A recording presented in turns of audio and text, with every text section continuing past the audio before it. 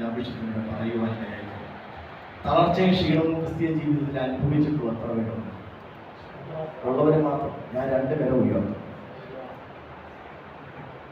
Hallelujah. കാരണം ക്രിസ്തീയ ജീവിതമാണോ എന്തുണ്ട്? തളർച്ചയുണ്ട്, ക്ഷീണമുണ്ട്. ഇതെന്താ പ്രശ്നമെന്ന് അറിയാമോ? യേശു പോയപ്പോൾ ഒത്തിരി വാഗ്ദത്തങ്ങൾ പറഞ്ഞു ശിഷ്യന്മാർക്ക്. പക്ഷെ ഒരു വാഗ്ദത്തം കൂടി പറഞ്ഞു, ലോകത്തിൽ നിങ്ങൾക്ക് 2 നില വീടും, ബെൻസ് കാറും, 8 നില ഫ്ലാറ്റും, കുളിക്കാൻ സ്വിമ്മിംഗ് പൂള്, പരിചരിക്കാൻ പരിചാരകരൊക്കെ ഉണ്ട്. അതൊന്ന് മാറ്റിച്ച് പൊളിച്ച് ജീവിച്ചോ പോകണം. ലോകത്തിൽ നിങ്ങൾക്ക് എന്തുണ്ട്? അതാണ് തന്നിട്ടാ പോയെ. അവരെ വിട്ട് പോകണമെങ്കിൽ ഇപ്പൊ വിട്ട് പോകണം. ലോകത്തിൽ നമുക്ക് എന്തുണ്ട്? കഷ്ടം വരുമ്പോഴല്ലേ നമ്മൾ തളരുന്നത്, അല്ലേ? കഷ്ടത വരുമ്പോഴല്ലേ നമ്മൾ ക്ഷീണിക്കുന്നത്, ഇല്ലേ വാസ? അവിടെയല്ലേ നമ്മൾ മടുത്തു പോകുന്നത്? അവിടെയല്ലേ നമ്മൾ റെയിൽവേ സ്റ്റേഷനിൽ പോകണോ, ഇനി കയർ അന്വേഷിക്കണോ, വിഷക്കുപ്പി അന്വേഷിക്കണോ എന്നൊക്കെ ചിന്തിക്കുന്നത് എവിടെയാണ്? അത് 100 കോടി രൂപ അക്കൗണ്ടിൽ, 100 കോടി 1 ലക്ഷം രൂപ അക്കൗണ്ടിൽ കിടക്കുമ്പോൾ ആരെങ്കിലും വിഷക്കുപ്പി അന്വേഷിക്കുമോ? എന്നിട്ടും വിഷക്കുപ്പി അന്വേഷിച്ചവരുണ്ട്, വെടിവെച്ച് ചത്തവരുള്ള നാട്ടിലാണ് നമ്മൾ ജീവിക്കുന്നത്. ഹല്ലേലൂയ. പക്ഷെ ഇന്ന് പകലിൽ ഇതൊന്നും ഇല്ലെങ്കിലും കൃപയിൽ എൻ്റെ ദൈവം ജീവനോടെ നിർത്തിയതിനെ ഓർത്ത് കരം ഉയർത്തിയോ കരം അടിച്ചോ നല്ല കഥാവിനെ സ്തുതിച്ച് അന്യഭാഷകളിൽ അല്പസമയം ഒരുമിച്ച് അധരങ്ങളിൽ തുറന്ന് അന്യഭാഷ ലഭിച്ച ദൈവജനം ഒരുമിച്ച് ദൈവത്തിനൊന്ന് ആരാധനകളെല്ലാവരും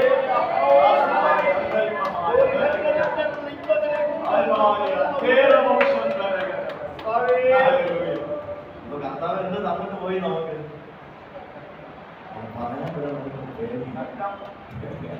കഷ്ടത നമുക്ക് തന്നിട്ട്. പക്ഷെ ഒരു കാര്യം അവിടെ നിർത്തിയിരുന്നെങ്കിൽ ഞാനിന്ന് യശപ്പ എന്ന് പറഞ്ഞു, ലോകത്തിൽ നിങ്ങൾ കഷ്ടമുണ്ട്, അധൈര്യപ്പെടണ്ട, ധൈര്യപ്പെട്ടോ. ഞാൻ ലോകത്തെ, നിങ്ങളെ കഷ്ടപ്പെടുത്തുന്ന വിഷയത്തെ അല്ല, നിങ്ങൾക്ക് കഷ്ടം തരുന്ന ലോകത്തെ ഞാൻ ജയിച്ചിരിക്കുകയാണ്. അങ്ങനെയെങ്കിൽ ഇന്ന് പകൽ കഷ്ടത നിന്റെ ജീവിതത്തിനകത്തുണ്ടെങ്കിൽ നീ ജയിച്ചവന്റെ ഉള്ളങ്കരത്തിലാണെന്ന് ഇന്ന് പകൽ ആത്മാവ് ദൈവസഭയോട്, എന്റെ മുമ്പിലിരിക്കുന്ന ദൈവദാസന്മാരോട് ഈ പകൽ ശക്തമായി പറയുന്നു.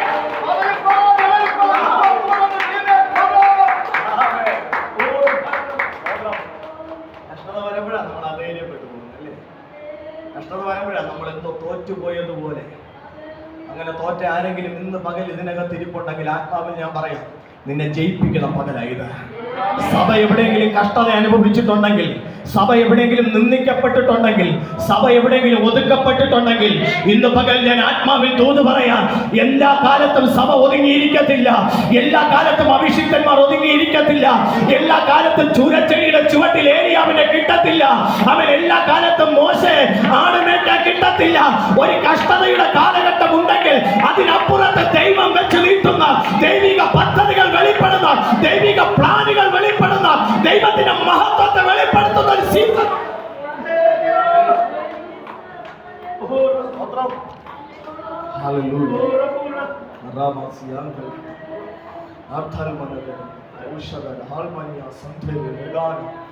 ഇന്ന് പകൽ എത്ര പേർ വിശ്വസിക്കുന്നു? എനിക്കറിയാം പരിശുദ്ധാത്മാവ് ശക്തമായി ഇന്ന് പകൽ നമ്മുടെ നടുവിൽ ജനിക്കും. അമ്മേ ചേർന്നൊരു വചനം നമുക്ക് വായിക്കാം. അമ്മേ കഷ്ടത ഇഷ്ടമുള്ള എത്ര പേരുണ്ട്? അത് ചോദിക്കട്ടെ, എന്നിട്ടല്ലേ വചനം വായിക്കാം. കഷ്ടത ഇഷ്ടമുള്ള എത്ര പേരുണ്ട്? ആത്മാർത്ഥമായിട്ട് കൈകൊള്ളണം. ഒരാൾ, വേറെ 2 പേരുണ്ട്, 3 പതുക്കെ പതുക്കെ വരും. 1 കോടി രൂപ ആർക്ക് വേണമെന്ന് ചോദിച്ചാൽ നമ്മളെല്ലാവരും കൈ കയറും. അല്ലെങ്കിൽ ഇന്ന് എടുക്കാൻ പോകുന്ന ലോട്ടറിയുടെ നമ്പർ, ഫസ്റ്റ് നമ്പർ ഞാൻ പറഞ്ഞുതരാമെന്ന് പറഞ്ഞെങ്കിൽ ആർക്കാ നമ്പർ വേണമെന്ന് എല്ലാവരും പെട്ടെന്ന് കൈ കയറും. പക്ഷെ കഷ്ടത ആർക്കൊക്കെ ഇഷ്ടമുണ്ടെന്ന് കേട്ടപ്പോൾ കർത്താവ് തന്നിട്ട് പോയതിനെ നമ്മൾ വെറുക്കരുത്. കേട്ടില്ല? കർത്താവ് ഒരിക്കൽ ദൈവരാജ്യത്തെ കുറിച്ചൊരു ഉപമ പറഞ്ഞു. 10 ദ്രഹ്മ. അത് യഹൂദന്റെ കല്യാണത്തിന് നിശ്ചയിപ്പിന് വരുമ്പോൾ മണവാട്ടിയുടെ കയ്യിൽ കൊടുത്തിട്ട് പോകുന്ന 10 ദ്രഹ്മ. അതായത് അവൾ എത്രത്തോളം തൻ്റെ ഭാര്യയാകാൻ യോഗ്യത ഉണ്ടെന്ന് ടെസ്റ്റ് ചെയ്യുന്നൊരു ടെസ്റ്റും കൂടിയാണ് അത്. ഹല്ലേലൂയ. ഈ 10 ദ്രഹ്മ കൊടുത്തിട്ട് പോയി. ഞാൻ ചോദിക്കട്ടെ, നിങ്ങളുടെ കയ്യിൽ 10 1 രൂപ തൊട്ടിരിക്കുകയെന്ന് വെച്ചു. 10 1 രൂപ തൊട്ടിരിക്കുക. അതിൽ 1 രൂപ തുട്ട് കളഞ്ഞു പോയി. ബാക്കി 9 രൂപ നിങ്ങളുടെ കയ്യിലുണ്ട്. ഈ 1 രൂപ തുട്ടിന് വേണ്ടിയിട്ട് നിങ്ങൾ ആ അടുപ്പിനടിയിലും ആ ചാമ്പലൊക്കെ മാറ്റിയിട്ടും, ഇവിടെ ചാമ്പൽ എന്നാണോ പറയുന്നത്, ഈ ചാരം ഈ കട്ടിലിന് അടിയിലും ഇങ്ങനെ ബന്ധപ്പെട്ട് നിങ്ങൾ തിരക്കുവോ? നിങ്ങൾ തിരക്കുവോ? അത് കോട്ടയെന്ന് വെക്കൂലേ, ബാക്കി 9 ഇരിക്കയല്ലേ എന്ന് വെക്കും. പക്ഷെ അവിടെ ആന്റി അതാണോ ചെയ്തത്? ആന്റി വിളക്ക് കത്തിച്ചു വെച്ചു. ആന്റിയുടെ സ്വസ്ഥത നഷ്ടപ്പെട്ടു. ആന്റി വിളക്ക് കത്തിച്ച് വെച്ച് ഇനി തിരക്കാൻ ഒരിടമല്ല. അവസാനം ഇത് കിട്ടിയപ്പോഴോ അയൽവക്കക്കാരെയൊക്കെ വിളിച്ചു കൂട്ടി ആഘോഷം നടത്തിയെന്നാ ബൈബിള് പറയും. എനിക്ക് മനസ്സിലാവുന്നില്ല ഇതിന്റെ അർത്ഥം എന്താണ്. കിട്ടിയത് 1 ദ്രഹ്മയാണ്. ഇത്ര എണ്ണത്തിന് ആഹാരം കൊടുക്കും. നമ്മുടെ ഭാഷ പറഞ്ഞാൽ തിന്നാൻ കൊടുക്കുന്നത് എത്ര രൂപയാവും നിങ്ങൾ പറയാം ഇല്ലേ മാസ്റ്ററെ? ഈ 10 ദ്രഹ്മയിൽ ഒതുങ്ങുമോ? പിന്നെ എന്തിനാ ഇത് ഒരെണ്ണം കാണാതെ പോയിട്ട് കിട്ടിയപ്പോ ഈ ആന്റിക്ക് ഇത്രയും സന്തോഷം? ഇങ്ങനെ ജനത്തെ മൊത്തം വിളിച്ചു കൂട്ടിയെന്ന് അറിയാമോ? ഇത് കിട്ടിയില്ലായിരുന്നെങ്കിൽ കല്യാണം നടക്കത്തില്ലെന്നേ. നിങ്ങൾക്ക് മനസ്സിലായില്ലേ? അനുഗ്രഹവും കാറും വീടും നന്മയും അഭിഷേകവും കൃപാവരങ്ങളും എല്ലാം കർത്താവ് തന്നപ്പോ അക്കൂട്ടത്തിലൊരു ദ്രഹ്മ കൂടിയ കഷ്ടത എന്ന് പറയും.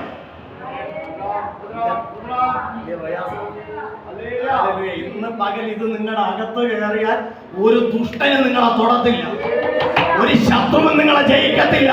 നിങ്ങളുടെ കണ്ണിൽ നിന്ന് ഒരു തുള്ളി കണ്ണുനീര് തറയെ വീഴാൻ അവൻ തമ്പുരാൻ അനുവദിക്കത്തില്ല. അടുത്ത വിവാഹത്തിന്റെ അന്ന് വരുമ്പോ ആദ്യത്തെ പരിപാടി എന്നാന്നറിയാമോ? ഈ 10 ദ്രഹ്മ തന്നതുപോലെ മണവാളനെ തിരിച്ചു കൊടുക്കണം. അല്ലാതെ ഇതുകൊണ്ട് ഒരു വിലയുമില്ല. അതിൽ നിന്ന് 1 കുറഞ്ഞാൽ അവിടെ തീർന്നു കഥ. അതാ ചരിത്രം. അതാ നിങ്ങൾ പോയി ചരിത്രമൊക്കെ ഒന്ന് പഠിച്ചു പോകണം. അതുകൊണ്ട് ആന്റിക്ക് ഇത്രയും സന്തോഷം ഉണ്ടായി. അപ്പൊ കർത്താവ് നമുക്ക് എന്ത് തന്നിട്ട് പോയി കട്ടത് തന്നിട്ട്. അപ്പൊ അത് നമ്മൾ വേണ്ടെന്ന് പറഞ്ഞ 1 ദ്രഹ്മ കളഞ്ഞതിന് തുല്യം. നമ്മളൊക്കെ കർത്താവിന് വേണ്ടി വിവാഹം നിശ്ചയിച്ചിരിക്കുന്ന മണവാട്ടികളാണ്. എത്ര പേര് വിശ്വസിക്കുന്നു ഞാനൊരു മണവാട്ടിയാണെന്ന്? അങ്ങനെയെങ്കിൽ ആ ദ്രഹ്മ എവിടെയെങ്കിലും നഷ്ടപ്പെട്ടു പോയിട്ടുണ്ടെങ്കിൽ ഇന്ന് പകലിൽ അതിനെ തിരിച്ചു പിടിക്കണം. ബാക്കി 9 ഉണ്ട്. മൊത്തം നഷ്ടപ്പെട്ടവരെ നമുക്ക് പലയിടത്തും കാണാൻ പറ്റും. ചിലവരൊക്കെ എല്ലാം നഷ്ടപ്പെട്ടാലും ഒന്നും നഷ്ടപ്പെട്ടിട്ടില്ലാത്ത പോലെ. ഇതൊരു വല്ലാത്ത കാലം. ഹല്ലേലൂയ. ഇതൊരു വല്ലാത്ത ലോകം. ആത്മീയകളൊക്കെ എങ്ങോട്ടാ പോകുമെന്ന് ഒരു പിടുത്തമില്ല. പക്ഷെ എങ്കിൽ ഇന്ന് പകലിൽ ഞാൻ പറയട്ടെ, ദൈവം നമ്മെ വിളിക്കൊത്തവണ്ണം നമ്മൾ മുൻപോട്ട് പോകുക. വേഗത്തിലൊരു വചനത്തിലേക്ക് നമ്മുടെ ശ്രദ്ധയെ ഞാൻ പരിശുദ്ധാത്മാവിൽ തിരിക്കണം. 1 പത്രോസിന്റെ ലേഖനം ഒന്ന് പെട്ടെന്ന് എടുത്താട്ടെ. 1 പത്രോസിന്റെ ലേഖനം 19 മുതൽ അതിന്റെ 23 വരെ ഒന്ന് വായിച്ചാട്ടെ. 1 പത്രോസിന്റെ ലേഖനം 2-ാം അധ്യായം 19 മുതൽ 23 വരെ. ഒരുത്തൻ ദൈവത്തെക്കുറിച്ചുള്ള മനോബോധം നിമിത്തം അന്യായമായി കഷ്ടവും ദുഃഖവും സഹിച്ചാൽ അത് പ്രസാദമാകുന്നു. നിങ്ങൾ കുറ്റം ചെയ്തിട്ട് അടികൊള്ളുന്നത് സഹിച്ചാൽ എന്ത് യശസ്സുള്ളൂ? അല്ല, നന്മ ചെയ്തിട്ട് കഷ്ടം സഹിച്ചാൽ അത് ദൈവത്തിന് പ്രസാദം. അതിനായിട്ടല്ലോ നിങ്ങളെ വിളിച്ചിരിക്കുന്നത്. ക്രിസ്തുവും നിങ്ങൾക്ക് വേണ്ടി കഷ്ടം അനുഭവിച്ചു. നിങ്ങൾ അവന്റെ കാൽച്ചുവട് പിന്തുടരുവാൻ ഒരു മാതൃക വച്ചു പോയിരിക്കുന്നു. അവൻ പാപം ചെയ്തിട്ടില്ല, അവന്റെ വായിൽ വഞ്ചന ഒന്നും ഉണ്ടായിരുന്നില്ല. തന്നെ ശകാരിച്ചിട്ട് പകരം ശകാരിക്കാതെയും കഷ്ടം അനുഭവിച്ചിട്ട് ഭീഷണം പറയാതെയും ന്യായമായി വിധിക്കുന്നവെങ്കിൽ കാര്യം ബലമേൽപ്പിക്കുകയത്രേ ചെയ്തത്. നാം പാപം സംബന്ധിച്ച് മരിച്ചു. നല്ല വചനത്തിനായി കരം ഉയർത്തിക്കാൻ ഭാവന സ്ഥിതിച്ചു. ഈ പത്രോസ് ആകപ്പാടെ 2 ലേഖനം എഴുതി. പത്രോസ് എത്ര ലേഖനം എഴുതി? 2. സഭയുടെ 1ാമത്തെ അധ്യക്ഷൻ. എല്ലാവരും അടുത്ത് പേടിച്ചിരുന്നപ്പോൾ ആത്മാവ് ഇറങ്ങി വന്നപ്പോൾ ആദ്യം ചാടി എണീറ്റ മനുഷ്യനാണ്. വലിയ ലേഖനങ്ങളൊന്നും എഴുതിയില്ല. 2 ലേഖനങ്ങൾ എഴുതി. 1 പത്രോസും 2 പത്രോസ്. നിങ്ങൾ വീട്ടിൽ പോയി 1 പത്രോസ് മൊത്തത്തിലൊന്ന് വായിക്കണം. എന്നിട്ട് അതിനകത്ത് കഷ്ടത എന്ന് എവിടെയൊക്കെ എഴുതിയിരിക്കുമെന്ന് ഒന്ന് മാർക്ക് ചെയ്യണം. നിങ്ങൾ പോയി മാർക്ക് ചെയ്യണം. എത്ര പ്രാവശ്യം എഴുതിക്കണമെന്ന് എനിക്കറിയാം, പക്ഷെ ഞാൻ പറഞ്ഞു തന്നാൽ നിങ്ങളിനി അതും വെച്ചുകൊണ്ടിരിക്കും. അങ്ങനെയെങ്കിലും വീട്ടിൽ പോയി എന്ത് ചെയ്യണം? വായിക്കണം. ഹല്ലേലൂയ. അപ്പൊ ഞാൻ ഈ അധ്യായം ഇങ്ങനെ വായിച്ചത് പത്രോസിനോട് തന്നെ ഞാൻ ചോദിച്ചു, പത്രോസെ എന്തെല്ലാം എഴുതായിരുന്നു? ആത്മീയ മർമ്മങ്ങൾ എന്തെല്ലാം എഴുതായിരുന്നു? പക്ഷെ പത്രോസെ താങ്കൾ എന്തിനാ ഈ കഷ്ടതയിൽ മാത്രം ഇങ്ങനെ ഫോക്കസ് ചെയ്ത്? നമ്മൾ വായിച്ച വചനത്തിലേക്ക് വന്നാണ്. അതിൻ്റെ 19ാമത്തെ വാക്യം തൊട്ട് പൗലോസ് ആരംഭിക്കുകയാണ്. കഷ്ടത എന്തിനു വേണ്ടിയിട്ടെന്ന് പറഞ്ഞിട്ടാ പൗലോസ് പത്രോസ് ആരംഭിക്കും. എന്തിനാ കഷ്ടത? ചോദിക്കട്ടെ. നമ്മളെല്ലാവരും കഷ്ടത വേണ്ടെന്ന് പറഞ്ഞിട്ടുണ്ട്. ഒരു ഭൂരിഭാഗം പേര് പറഞ്ഞു എനിക്ക് കഷ്ടത വേണ്ടെന്ന് പറഞ്ഞു. നമുക്ക് വേണ്ടെന്ന് പറയുന്നതിൻ്റെ കാര്യത്തെപ്പറ്റി നമുക്കൊരു അറിവുണ്ടായിരിക്കണമല്ലോ. അതുകൊണ്ട് ഇവിടെ നമ്മളങ്ങോട്ട് പുറത്തോട്ട് ഇറങ്ങുമ്പോൾ മനോഹരമായ ഒരു വലിയ ചർച്ചയുണ്ട്. അതിൻ്റെ ഫ്രണ്ടിൽ നേർച്ച എന്ന് പറഞ്ഞിട്ട് എല്ലാവർക്കും മോരും വെള്ളം കൊടുക്കുകയാണെന്ന് വെച്ചു. നിങ്ങൾക്കും വെച്ച് നീട്ടി ഒരു മോരും വെള്ളം. നിങ്ങൾ എന്ത് പറയും? എന്താ പറയാനാ ദാസേ? തൊണ്ട വാങ്ങിച്ച് പോവില്ല, സന്തോഷത്തോടെ വാങ്ങിച്ച് കുടിക്കില്ല. ഇല്ല, പിന്നെ നിങ്ങൾ എന്നാ ചെയ്യും? എന്തിനാ വേണ്ടെന്ന് പറയുന്നത്?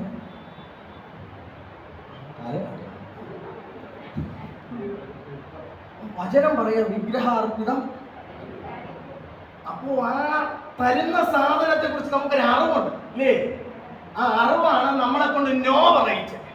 അറിവില്ലായ്മയുടെ ഒരു കാലത്ത് നമ്മൾ ഇഷ്ടം പോലെ കഴിച്ചിട്ടുണ്ട്. അതൊക്കെയാ ചിലപ്പോൾ പണി കിട്ടുന്നത്. അതിനൊക്കെ പൊട്ടിച്ച് കളയണം. കൃപയാണ്, സ്വതന്ത്രം. അപ്പൊ കഷ്ടത ആർക്കൊക്കെ വേണമെന്ന് വെച്ചാൽ ആദ്യം കുറച്ചൊരു വേണ്ടെന്ന് പറഞ്ഞില്ലേ? അപ്പൊ അവർക്ക് കഷ്ടത എന്താണെന്ന് അറിയാം. നിങ്ങളടുത്ത ചോദ്യം, എന്തിനാ ഈ കഷ്ടത?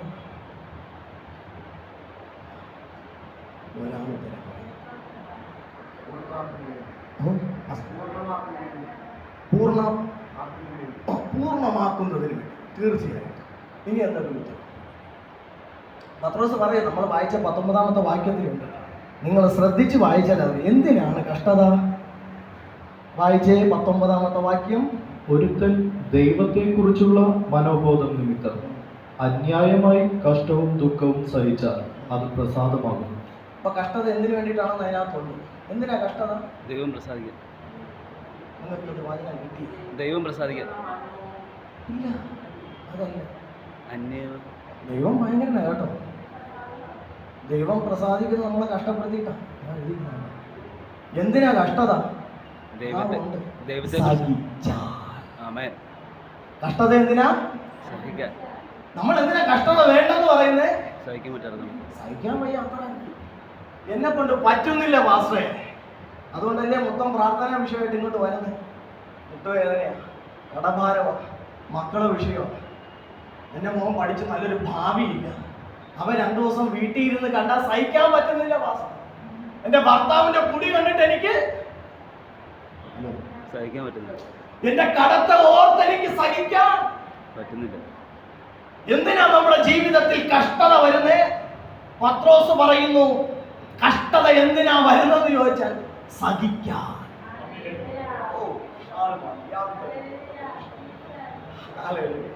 അപ്പൊ തമ്പുരാൻ പോകുന്നുമ്പോ നല്ല പണി തന്നിട്ടാ പോയത്. ആർക്കെങ്കിലും വെറുപ്പ് തോന്നുന്നുണ്ടോ കർത്താവിൻ്റെ അടുത്ത്? വെറുപ്പ് തോന്നുന്നുണ്ടോ? വെറുപ്പ് തോന്നണ്ട. ഹല്ലേലൂയ. പത്രോസ് അടുത്ത് പറയുന്നുണ്ട്, സഹിച്ചാൽ അത് എനിക്ക് വയ്യ. അങ്ങനെയെങ്കിൽ കുറച്ച് നേരം ഒരു ചോദ്യം ചോദിച്ചായിരുന്നു, ആർക്കൊക്കെ കഷ്ടത വേണമെന്ന് വെച്ചപ്പോൾ കുറച്ച് പേരുടെ കല ഉയർന്നില്ല. ചിലര് മനസ്സില്ലാ മനസ്സോടെ ഇങ്ങനെ ഉയർത്തി. ഇതൊക്കെ നമ്മുടെ അറിവില്ലായ്മയാണ് കേട്ടോ. നമ്മൾ കഷ്ടത മാറാൻ വേണ്ടിയിട്ടാ ചർച്ചയെ വരുന്നത് ഇല്ലേ? എന്തിനാ കൂട്ടായ്മയ്ക്ക് വന്നത്? എന്നെ മുഖം കാണാനാണ്. ആരെങ്കിലും പ്രാർത്ഥിച്ചൊരു വിടുതൽ കിട്ടാൻ, എന്റെ ഈ വിഷയത്തിനകത്തു നിന്ന് കരകയറ്റി വിടാൻ. പക്ഷെ തമ്പുരാൻ പറയുന്നു, ഒരു ടൈം വെച്ചിട്ടുണ്ട്. സഹിക്കാൻ നീ തയ്യാറാണെങ്കിൽ. എത്ര പേരുടെ അകത്ത് നിന്ന് പകലിൽ വചനം കയറുന്നുണ്ടെന്ന് എനിക്കറിയത്തില്ല. അമ്മ ശത്രു ഇടുന്നത് കഷ്ടതയാണെങ്കിൽ ഇന്ന് പകലിൽ അതിനെ ജയിക്കാൻ ഒരു കൃപ അഭിഷേകത്തോടെ പരിശുദ്ധാത്മാവ് നമ്മുടെ അകത്ത് തരും. അതൊരു സഹന ശക്തിയാണ്. ഇന്നു മുതൽ നിങ്ങളൊരു തീരുമാനം എടുക്കണം. ഇച്ചിരി കഷ്ടതകളൊക്കെ വന്നാൽ എന്ത് ചെയ്യണം? കഷ്ടത സഹിക്കാൻ പറ്റാത്തോണ്ടല്ലേ നമ്മൾ മരണത്തെ തേടുന്നേ. എത്ര ആത്മഹത്യകളാണ് നമ്മൾ കാണുന്നത്. പക്ഷെ ഞാൻ ചോദിക്കട്ടെ, രക്ഷിക്കപ്പെട്ടതിന് ശേഷം എത്ര വിഷയങ്ങൾ എൻ്റെ നിങ്ങളുടെ മുൻപിൽ വന്നു? ആത്മഹത്യയുടെ പുറകെ പോയോ? ഇല്ല. നമുക്ക് വിളിച്ചപേക്ഷിക്കാൻ ഒരുത്തനുണ്ടായിരുന്നു. നമുക്കറിയാം ഏത് പ്രശ്നത്തിന്റെ അകത്ത് നിന്ന്, ഏത് വേദനയ്ക്കകത്ത് നിന്ന്, ഏത് വിഷയത്തിനകത്ത് എനിക്ക് നീക്കുവാക്ക് തരുന്ന ഒരു നല്ല അപ്പൻ എന്റെ കൂടെ ഉണ്ടെന്ന്.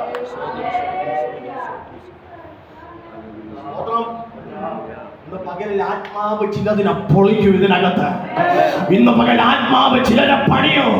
ഇന്ന് പകൽ ആണ്ടുകൾ കൊണ്ട്, മാസങ്ങൾ കൊണ്ട് നിന്റെ ചോദ്യത്തിന്റെ മറുപടി ആ പരിശുദ്ധാത്മാവ് ഈ പകലിൽ തൂതു പറയുന്നേ. മോനെ, നിന്റെ ജീവിതത്തിൽ വെളിപ്പെട്ടിരിക്കുന്ന കഷ്ടത എന്റെ മേലൊരു ദൈവപ്രസാദം വെളിപ്പെടാനാണ്. നിങ്ങളെ വാക്കുകളെ ശ്രദ്ധിച്ചു വായിച്ച വചനം.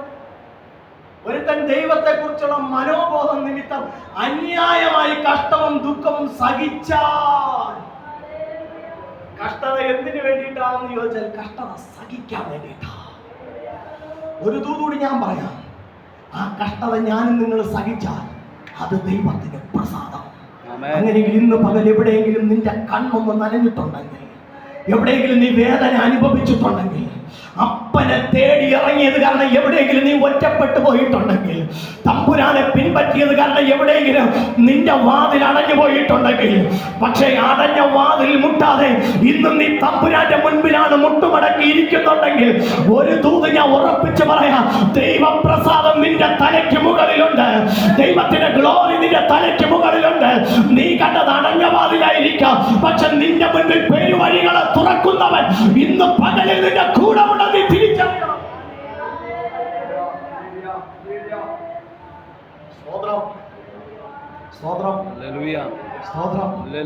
അപ്പൊ എന്തിനാ കഷ്ടത? എന്തിനാ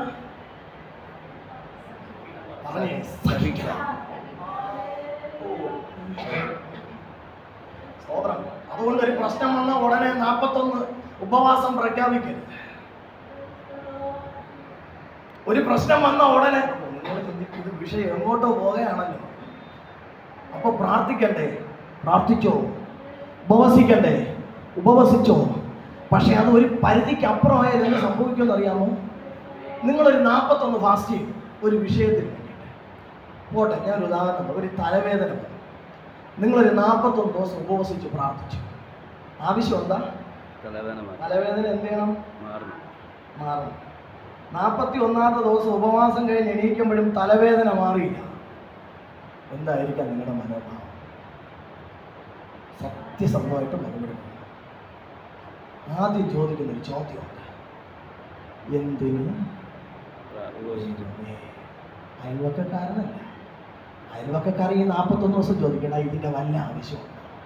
പക്ഷെ 41ാമത്തെ ദിവസം നമ്മൾ പറയും, ഞാൻ പ്രാർത്ഥിച്ചിട്ട് ഒരു കാര്യമില്ല. ഇപ്പൊ ഞാൻ പറഞ്ഞ എന്തിനാണെന്ന് മനസ്സിലായോ?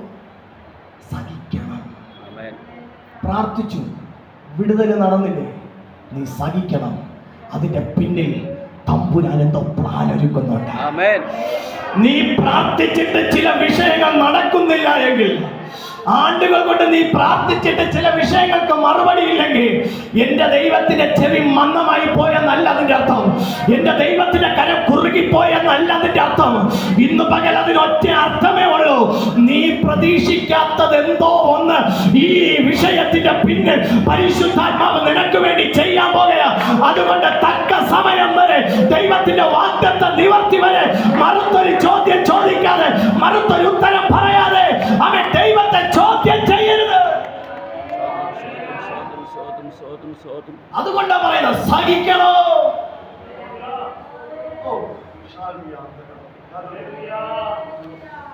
നമുക്ക് സഹിക്കാൻ കഴിയാതെ വരുമ്പോൾ എന്ത് ചെയ്യുന്നറിയാമോ? നമ്മുടെ ഹൃദയത്തെ പിശാച് കരത്തിലെടുക്കാം, നമ്മുടെ നാവിനെ പിശാച് കരത്തിലെടുക്കാം. എന്നിട്ട് നമ്മുടെ നാവ് കൊണ്ട് നമ്മുടെ അപ്പന് വിരോധമായി അവൻ സംസാരിക്കും. എത്ര വലിയ പാപമാണ് ചിന്തിച്ചത് നിങ്ങള്? അങ്ങനെ സംസാരിച്ചിട്ടുണ്ടോ എന്നെങ്കിലും? എൻ്റെ അമ്മോ, ഞാനൊരു 1000 വട്ടം പറഞ്ഞിട്ടുണ്ട്. ആത്മാർത്ഥമായിട്ട് പറയും. ഈ അനുഗ്രഹിക്കപ്പെട്ട ഈ ബലിപീഠത്തിൽ ഞാനെന്തിനാ കള്ളം പറയുന്നത്? മതി കർത്താവേ എന്ന് ഏലിയാവിനെ പോലെ. സ്തോത്രം. 1000 വട്ടം പറഞ്ഞിട്ടുണ്ട്. പക്ഷെ ഇന്ന് തമ്പുരാൻ നിർത്തിക്കുന്നുണ്ടെങ്കിൽ അത് കൃപയാ ദൈവമാണ്. അതുകൊണ്ട് നിന്റെ വിഷയം നടന്നില്ലെന്ന് പറഞ്ഞ് നീ ദൈവത്തെ കുറ്റം പറയാതെ, നീ പുറകോട്ട് പോകാതെ, ജാതികൾ പറയുന്നത് തന്നെ ശരിയാണെന്ന് നീ പറയാതെ, കാത്തിരിക്കൂടെ. ഒരു വചനം ഇങ്ങനെ അഭിഷിക്തന്മാർ പറഞ്ഞു, കാത്തിരിക്കുന്നവർ എന്ത് ചെയ്യും? ശക്തിയെ പുതുക്കും, അവർ കഴുകന്മാരെ പോലെ ചിറകടിച്ചുയരും എന്ന് വെച്ചാൽ നിന്നെ തളർത്തിയിരുത്തി അതേ വിഷയത്തിനകത്ത് ദൈവസന്നിധി സകല ശക്തിയോടെ നീ കാത്തിരിക്കാൻ തയ്യാറായാൽ നിനക്കൊരു ഉയർത്തെഴുന്നേൽപ്പുണ്ടെന്ന്. നിന്റെ ഉയരങ്ങളിൽ വചനത്തിന്റെ ശക്തി ഭയങ്കരമാണ്. വചനത്തിന്റെ ശക്തി. അടുത്തിരിക്കുന്ന ആൾക്ക് കരം കൊടുത്തിട്ട് പറഞ്ഞേ, വചനത്തിന്റെ ശക്തി ഭയങ്കരമാണെന്ന് പറഞ്ഞു. വചനത്തിന്റെ ശക്തി ഭയങ്കരമാണ്. വചനത്തിന്റെ ശക്തി ഭയങ്കരമാണ്. അവൻ ലോകത്തിന്റെ വാക്കുകൾ നിന്നെ ഒതുക്കുമ്പോൾ വചനം പാറയെ തകർക്കുന്ന ചുറ്റിക പോലെ അതിനെ ഇറങ്ങി ഉടച്ചു കളയും. ഇന്ന് പകൽ ആത്മാവിനോട് പറയുന്നു, ഇതിനകത്ത് ചില ഹൃദയങ്ങൾ പാറ പോലെ ഉടച്ചു പോയി. പക്ഷെ വചനം ഇന്ന് പകൽ ചുറ്റിക പോലെ അതിനെ അടിച്ച് തകർക്കും.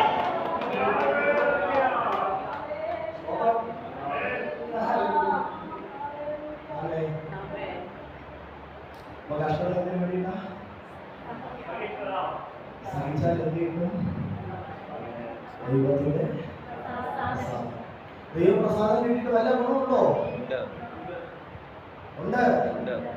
എന്നാ ഗുണമുണ്ടോ ദൈവപ്രസാദം കിട്ടി? മൊത്തം ഗുണം. ദൈവപ്രസാദം കിട്ടിയ ഒരു വചനം മാത്രം, എന്റെ വിഷയം ഉണ്ടായില്ല, ഞാൻ അവിടെ നിന്ന് സ്ലിപ്പായിക്കോട്ടെ. ഒരു ദൂതാതിനകത്ത് ദൈവപ്രസാദം കിട്ടിയ യോഹന്നാൻ യേശുവിനെ സ്നാനപ്പെടുത്തുന്ന സമയത്ത് ഉയരത്തിൽ ഒരു ശബ്ദം കേട്ടോ? ഓർമ്മയുണ്ടോ? എന്നൊക്കെ നമുക്ക് അറിയാം. എന്താ ശബ്ദം? ഇവനെന്റെ പ്രിയപുത്രൻ, ഞാൻ ഇവനിൽ പ്രസാദിച്ചിരിക്കുന്നു. കഴിഞ്ഞ 30 വർഷം കേൾക്കാത്ത ഒരു ശബ്ദം.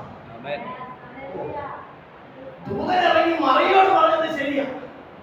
8-ാം നാളിൽ പരിചയം കഴിക്കാൻ ആലയത്തിൽ കൊണ്ടുവന്നപ്പോൾ ശിമ്യോൻ എടുത്ത് കരത്തിലുയർത്തി, ഇതാ യഹൂദന് വേണ്ടി വെളിപ്പെടാതിരിക്കുന്ന രക്ഷ എന്റെ കണ്ണിൽ കണ്ടല്ലോ എന്ന് പറഞ്ഞ് ദൈവത്തെ സ്തുതിച്ചു. അപ്പൊ അവിടെ ഒരു ശബ്ദവും കേട്ടില്ല. അതുപോലെ ഒരു പ്രവാചക അതിനകത്തുണ്ടായിരുന്നു, ഹന്ന. അവളും ഇങ്ങനെ പ്രവേശിച്ചു, ഒരു ശബ്ദവും കേട്ടില്ല. 12-ാമത്തെ വയസ്സിൽ ന്യായശാസ്ത്രിമാരുടെ മുമ്പിൽ നിന്ന് അവരെക്കാൾ പ്രാഗൽഭ്യമുള്ളവനായ യേശു കർത്താവ് 12-ാമത്തെ വയസ്സിൽ ന്യായപ്രമാണം വിമർശനം ചെയ്യുന്നത് കണ്ടപ്പോഴും ഒരു ശബ്ദവും കേട്ടില്ല. പക്ഷെ അനുസരിക്കേണ്ടതുപോലെ അനുസരിച്ചപ്പോൾ അവൻ സ്നാനക്കടവിലേക്ക് ഇറങ്ങി നിന്നപ്പോൾ ഉയരത്തിൽ നിന്നൊരു ശബ്ദം ഇങ്ങനെ പുറപ്പെട്ടു, ഇവൻ എന്റെ പ്രിയപുത്രൻ, ഇവനിൽ ഞാൻ പ്രസാദിച്ചിരിക്കുന്നു. പക്ഷെ അതിന് മുമ്പ് ഒരു കാര്യം എന്നാ പറഞ്ഞത്?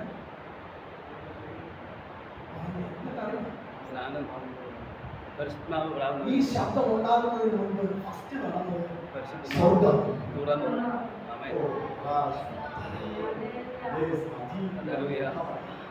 എന്ന് വെച്ചാൽ ഒരുവന്റെ മേൽ ദൈവപ്രസാദം വെളിപ്പെടുന്നു എന്നുണ്ടെങ്കിൽ ആദ്യം നടക്കാൻ പോകുന്നത് സ്വർഗം അവന്റെ മുൻപിൽ തുറന്നിരിക്കും.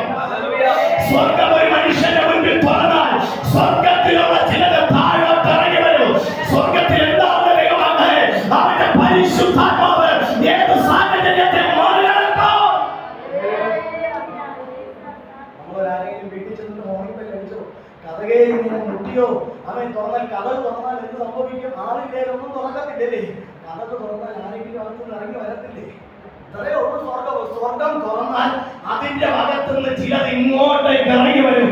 യേശുവിന്റെ കാര്യത്തിൽ അതാണ് സംഭവിച്ചെങ്കിൽ പിതാവിന്റെയും പുത്രന്റെയും പരിശുദ്ധാത്മാവിന്റെയും നാമത്തിൽ നമ്മൾ എന്ന് ജലത്തിൽ ഇറങ്ങി സ്നാനപ്പെട്ടു. അവൻ മാനുഷിക കണ്ണാൽ ഒന്നും കണ്ടില്ലേയോ? ഇന്ന് പകൽ ഞാനൊരു ദൂത് പറയാം. അന്ന് മുതൽ നിന്റെ തലയ്ക്ക് മുകളിൽ അവൻ തുറന്നൊരു സ്വർഗമുണ്ട്. അവനറിയാതെ ഒന്നും സംഭവിക്കത്തില്ല.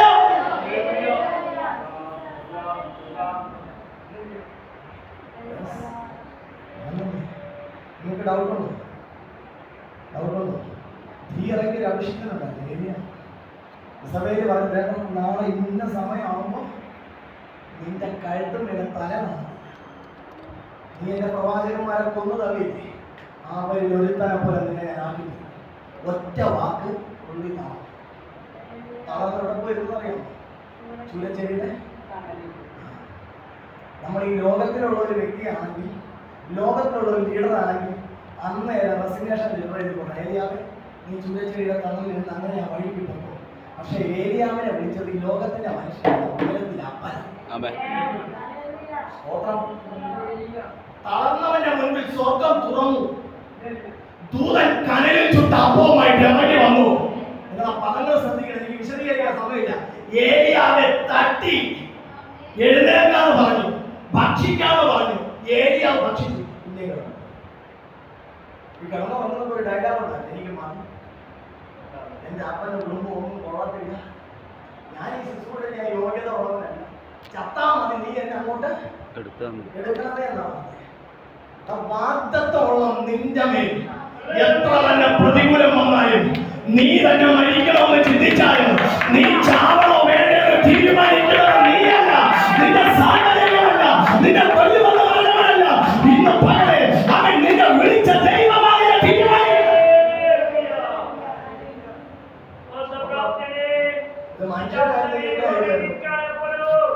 കടലിൽ ചുട്ടപ്പ ഇവിടത്തെ സ്വർഗത്തിലാ, ഇവിടത്തെ സ്വർഗത്തിലാണ്. ഇത് കൊടുത്ത് ഭക്ഷിച്ച് പാനം ചെയ്ത് ഏരിയ പിന്നെ തോന്നുന്നു. സത്യത്തിൽ ദൈവത്തിന്റെ സ്ഥാനത്ത് ഞാനായിരുന്നെങ്കിൽ അപ്പൊ തന്നെ ഏരിയാവിൽ എന്ത് ചെയ്തത്? ഇതല്ലേ നമ്മളെ ലോകത്തിൽ അതല്ലേ കാണുന്നത്, അതല്ലേ നമ്മൾ അനുഭവിക്കുന്ന റിജക്ഷൻസ്.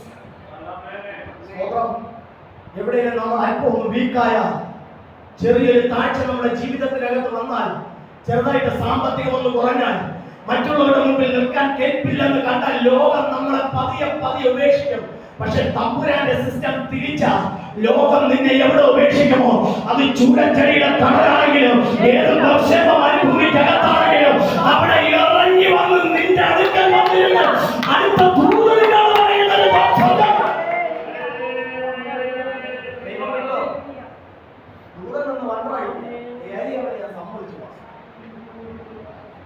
നിങ്ങളുടെ അടുക്കൽ ഒരു ദൂതൻ ഇറങ്ങി വന്നെന്ന് വെച്ചു, നിങ്ങൾ തളർന്ന് ക്ഷീണിച്ചിരിക്കും. നിങ്ങളുടെ മുൻപിലാണ് ഒരു ദൂതൻ ഇറങ്ങി വന്നത്, കനലിൽ ചുട്ട, ഇവിടത്തെ അല്ല കേട്ടോ, സ്വർഗത്തിലെ അപ്പം. അതിനകത്ത് വിശദീകരിക്കുന്ന ഒത്തിരി മർമ്മങ്ങളുണ്ട്. സ്വർഗത്തിലെ അപ്പവും ഒരു തുരുത്തി വെള്ളവും കൊണ്ട് നിങ്ങൾക്ക് തന്ന് കുടിക്കുക. നിങ്ങൾ എന്തെങ്കിലും ആ ദൂതനോട് സംസാരിക്കുന്നില്ലേ? ഒരു ദൂതനെ കണ്ട നിങ്ങൾ അതും കഴിച്ചോണ്ട് മിണ്ടാണെന്ന് ഉറങ്ങുമോ? ഇറങ്ങി വന്ന ദൂതൻ വണ്ടറടിച്ചു. കാരണം ഈ മനുഷ്യർ വല്ലാത്ത മനുഷ്യൻ. ദൂതൻ മിണ്ടാൻ നിൽക്കുക, പുള്ളി ഉറക്കം പിടിച്ചത്. കാരണം പുള്ളി പറഞ്ഞു, എനിക്കിനി ഒന്നും വേണ്ട, ശുശ്രൂഷയും വേണ്ട, ഇനി സ്തോത്രവും ഇല്ല, പാട്ടും ഇല്ല, പള്ളിയും ഇല്ല, പ്രാർത്ഥനയും ഇല്ല, എനിക്ക് ചത്താ മതി. തീ ഇറക്കിയ വിരസിയൊക്കെ ശരി, അവിടെ നിൽക്കട്ടെ. അവൻ ബാലിന്റെ പ്രവാചകന്മാരെ ഒന്നും മതി, വേണ്ട. അവൻ പ്രാർത്ഥിച്ചപ്പോ മഴ പെയ്തു, അയ്യോ അതൊന്നും ഇനി ഞാൻ നോക്കുന്നില്ല, എനിക്കങ്ങ് ചത്താ മതി. തമ്പുരാൻ പറഞ്ഞു ദൂതനോട്, മക്കളെ കയറിപ്പോരെ, അവിടെ നിന്നിട്ട് കാര്യമില്ല, ഇത് വേറെ കഴിക്കണം. ഇത് ആ ദൂതം പാവം പിന്നെയും മുകളിൽ പോയപ്പോൾ അവിടെ റെഡി ആയിരിക്കും, അപ്പവും വെള്ളം പിന്നെയും കൊണ്ടുവന്നു രണ്ടാം പ്രാവശ്യം. സ്തോത്രം. തളർന്ന നിന്റെ അടുക്കൽ നീ മടുത്താലും മടുക്കാതെ ഇറങ്ങുന്നൊരു സ്വർഗമുണ്ട്. ഇന്ന് പകൽ ഞാൻ ദൂത് പറയാം, ഇന്നത്തെ ദിവസം മുതൽ നിന്റെ വിഷയങ്ങൾക്കകത്തേക്ക് ദൂതന്മാർ ഇറങ്ങാൻ പോകുകയാ. നീ പ്രാർത്ഥിച്ചു മടുത്തില്ലേ, നീ പോരാടി തളർന്നെന്ന് പറഞ്ഞില്ലേ, ഇനി ഈ വിഷയത്തിൽ എനിക്ക് കണ്ണുനീരൊഴിക്കാൻ വയ്യെന്ന് നിന്റെ മനസ്സ് നിന്നോട് പറയുന്നില്ലേ, ആ വിഷയത്തിന്റെ മേൽ പരിശുദ്ധാത്മാവിന്റെ ദൂതനയക്കാം.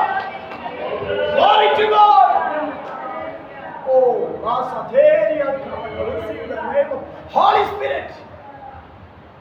രണ്ടാം പ്രാവശ്യം ദൂതൻ ഇറങ്ങി. രണ്ടാം പ്രാവശ്യം ദൂതൻ ഇറങ്ങിയിട്ട് ദൂതൻ ഇപ്പൊ രണ്ട് കൽപ്പിച്ചാണ്. കാരണം കഴിച്ചു കഴിഞ്ഞാൽ പുള്ളി എന്ത് ചെയ്യും? അതുകൊണ്ട് കഴിച്ചു തീരുന്നുമ്പേ പറഞ്ഞു, തട്ടിയപ്പോ തന്നെ പറഞ്ഞു, എടുത്ത് ഭക്ഷിക്കാൻ നിനക്ക് ദൂരയാത്രയുണ്ട്. ഓ മായിട്ടില്ലേ, എവിടെയൊക്കെയോ സ്റ്റക്കായി പോയില്ലേ നിങ്ങളുടെ വിഷയങ്ങൾ, എവിടെയൊക്കെ നനച്ചു പോയില്ലേ നിങ്ങളുടെ വിഷയങ്ങൾ, എവിടെയൊക്കെയോ പിടിച്ചു നിർത്തിയതുപോലെ നിന്നില്ല നിന്റെ വിഷയങ്ങൾ, നീ പ്രാർത്ഥിച്ചിട്ട് വരെ ചലനമില്ലാതെ കിടക്കുന്നില്ല വിഷയങ്ങൾ. നിനക്കൊരു ദൂരയാത്രയുണ്ടെന്ന് ആത്മാവിന്റെ പകൽ ദൂത് പറയുക. സഭയ്ക്കൊരു ദൂരയാത്രയുണ്ട്. അവൻ ഈ സഭയ്ക്ക് അവൻ ചില ശാഖകൾ വരാൻ പോകുന്നു. ഈ സഭയ്ക്കകത്തേക്ക് ആത്മാക്കൾ ഇരച്ചു കയറാൻ പോകുന്നു. തീർന്നു എന്ന് പറഞ്ഞെടുത്ത് നിന്ന് പരിശുദ്ധാത്മാവ് ചിലത് ആരംഭിക്കാം. സ്തോത്രം. ഒരു ദൂത് ഞാൻ പറയാം. വേണ്ട ഇപ്പൊ ചത്താ മതി എന്ന് പറഞ്ഞ ഏലിയാവേ ഇത്രയും വർഷമായിട്ട് മരിച്ചില്ല. മരിച്ചോ? ഇല്ല. വെളിപ്പാട് പുസ്തകം എഴുതി വെച്ചു, അവിടെ രണ്ട് ദൂതന്മാർ ഇറങ്ങി വരും, അതിലൊന്ന് ഏലിയാവാ. കഷ്ടത അനുഭവിക്കാനിരുന്ന യേശുവിനോട് സംസാരിക്കാൻ പോലും ഏലിയാവിനെ ദൈവം ഇറക്കി വിട്ടെങ്കിൽ ഇന്ന് പകൽ ഒരു ദൂത് പറയാം, നീ അനുഭവിക്കുന്ന കഷ്ടതയ്ക്ക് പിന്നിൽ സംതിങ് സ്പെഷ്യൽ എന്റെ ദൈവം നിനക്ക് വേണ്ടി ഒരുക്കി വെച്ചിട്ടുണ്ട്. ഇരട്ടി പങ്ക് പ്രാപിച്ച എലീശ മരിച്ചു, സത്യമാ. പക്ഷേ അവൻ മടുത്തെന്ന് പറഞ്ഞ, മരിച്ചാ മതി എന്ന് പറഞ്ഞ, തളർന്നെന്ന് പറഞ്ഞ, ക്ഷീണിച്ചെന്ന് പറഞ്ഞ ഏലിയാവ് ഇന്ന് പകലിലും ജീവനോട് ഇരിപ്പുണ്ട് സ്വർഗ്ഗത്തിൽ.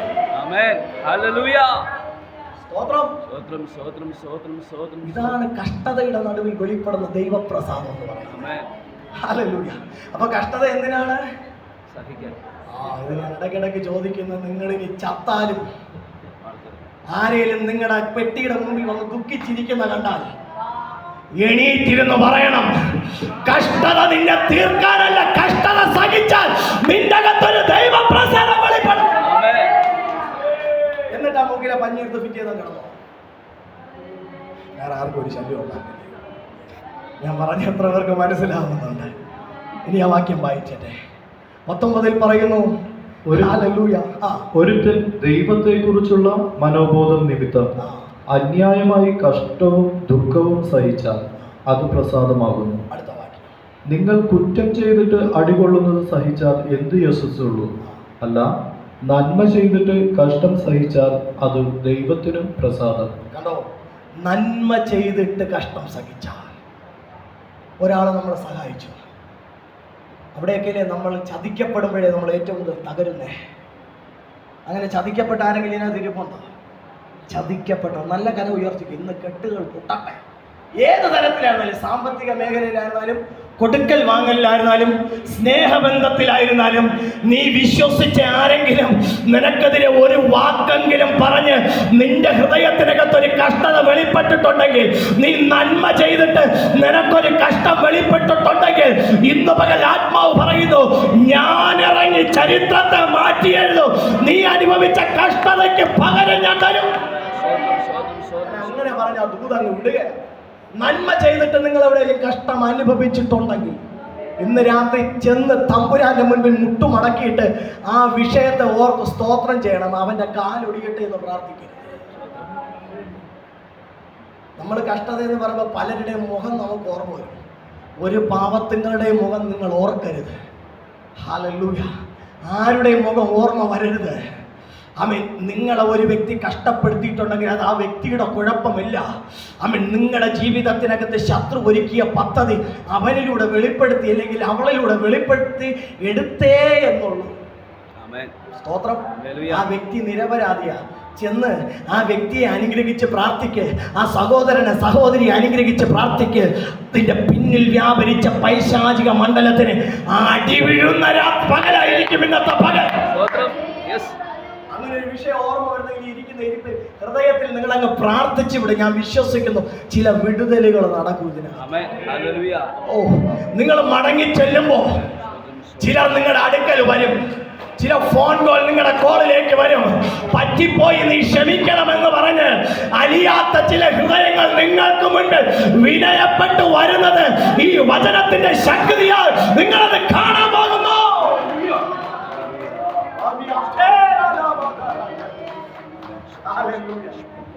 അപ്പൊ എന്ത് ചെയ്തിട്ട് കഷ്ടം സഹിക്കണം? ഇതിനൊരു മറുവശമുണ്ട്. അത് പറയാൻ നിന്ന സമയം കിട്ടത്തില്ല. പെട്ടെന്ന് വേറെയും കഷ്ടമുണ്ട് കേട്ടോ. ശിംശോന് കഷ്ടത വന്നു. എങ്ങനെയാ കഷ്ടത വന്നേ? നന്മ ചെയ്തിട്ടാണോ?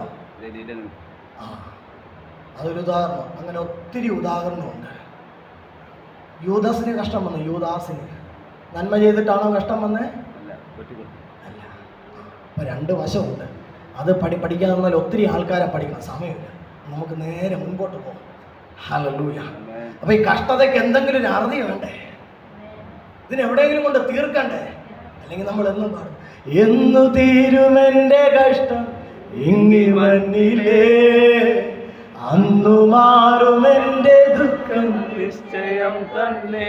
ഓ, എന്നു തീരുമെന്റെ കഷ്ടം ഇങ്ങി മണ്ണിലേ, ആമേൻ, അന്നു മാറുമെന്റെ ദുഃഖം നിശ്ചയം തന്നെ. അന്നു തന്നെ ശുദ്ധരൊത്തു പാടിയാർക്കുമേ, അന്നു തന്നെ എന്നെനിക്ക് സാധ്യമോ, എന്നെനിക്ക് സാധ്യമേ മകൾ സമ്മേളനം. ആമേൻ, എന്നെനിക്ക് സാധ്യമോ മകൾ സമ്മേളനം. ഞാൻ എന്തിനെന്നറിയാമോ ഈ പാട്ട് ഞാൻ പാടാത്ത നിങ്ങളെ കൊണ്ട് പാടിച്ച്? നിങ്ങളിപ്പോ എന്താ പാടിയെന്നറിയാമോ? പ്രവചിക്കുകയായിരുന്നു, പാടിയതല്ല. എന്നു തീരുമെന്റെ കഷ്ടം അന്നു മാറും. നിങ്ങൾ തന്നെ പാടേ, ചാവണ വരെ ഈ കഷ്ടം ഉണ്ടെന്ന് ഇല്ലേ? അന്നേ ഇത് തീരുള്ളെന്ന് നമ്മൾ തന്നെ പറഞ്ഞിട്ട് ചെന്നിട്ട് പ്രാർത്ഥിക്കുക, കർത്താവേ എന്റെ കഷ്ടം മാറ്റണേ. ഇരുമനസ്സുള്ള മനുഷ്യൻ തൻ്റെ വഴിയിലൊക്കെയും അസ്ഥിരനാവും. അയ്യോ, ഇപ്പൊ എത്ര മനസ്സുണ്ട്? ഇരുമനസ്സ്. പാട്ട് എൻ്റെ കഷ്ടത അന്നേ തീരുള്ളൂ. പ്രാർത്ഥന ഇപ്പൊ എൻ്റെ കഷ്ടത തീരണം. നിങ്ങളെ മോനോ മോളോ വന്നിട്ട് പറയാം, പപ്പ എനിക്ക് ടൂർ പോകുമ്പോൾ 2 ലഡു വാങ്ങിച്ചു തരണം എന്ന് പറയാം. ഉദാഹരണം പറയാം. കുറച്ച് കഴിഞ്ഞ് കറങ്ങി വന്നിട്ട് പറയാം, എനിക്കിപ്പോൾ 2 ലഡു വേണം എന്ന് പറഞ്ഞാൽ നിങ്ങളുടെ സ്വഭാവം മാറത്തില്ലേ? തിരുവനന്തപുരത്തുകാരുടെ സ്വഭാവം മാറും. എറണാകുളം ഇടപ്പള്ളിക്കാരുടെ സ്വഭാവം എങ്ങനെയാണെന്ന് എനിക്കറിയത്തില്ല. നമ്മൾ നൊന്ത് പ്രസവിച്ച കൊച്ച. ഇതാണ് നമ്മുടെ അപ്പൻ്റെ അവസ്ഥ. കർത്താവിന് തന്നെ ഇപ്പൊ കൺഫ്യൂഷൻ, എന്ത് ചെയ്യണമെന്ന് അറിയത്തില്ല. ഇത് തുടങ്ങിയത് ഉൽപ്പത്തി പുസ്തകത്തിലാണ്. കഷ്ടതയില്ലാത്തൊരു ലോകത്തെ കർത്താവ് സൃഷ്ടിച്ചത് ഉൽപ്പത്തി പുസ്തകത്തിൽ തുടങ്ങിയതാ കഷ്ടത, ഇല്ലേ? ഉൽപ്പത്തി 3 ആരംഭിക്കുന്ന കഷ്ടതയുടെ ചരിത്രത്തിന്റെ തുടക്കം കിടക്കുന്നത്. അവക്ക് കഷ്ടതയോടെ പ്രസവം കൊടുത്തു. നീ ഭൂമിയിൽ കഷ്ടപ്പെട്ട് വേല ചെയ്യുക എന്ന് പറഞ്ഞു. സ്തോത്രം. അങ്ങനെയൊക്കെ പറഞ്ഞു. എന്തോ പറഞ്ഞു ഉൽപ്പത്തി എടുത്തേ, ഉൽപ്പത്തി 3. അത് പറഞ്ഞില്ലെന്നുണ്ടെങ്കിൽ നിങ്ങൾ പറയും പുള്ളി വന്നിട്ട് എങ്ങാണ്ടോ പറഞ്ഞു. ഉൽപ്പത്തി 3-ന്റെ 16-17 പെട്ടെന്ന് എടുത്ത സമയം. സ്ത്രീയോട് കൽപ്പിച്ചത്, ഞാൻ നിനക്ക് കഷ്ടവും.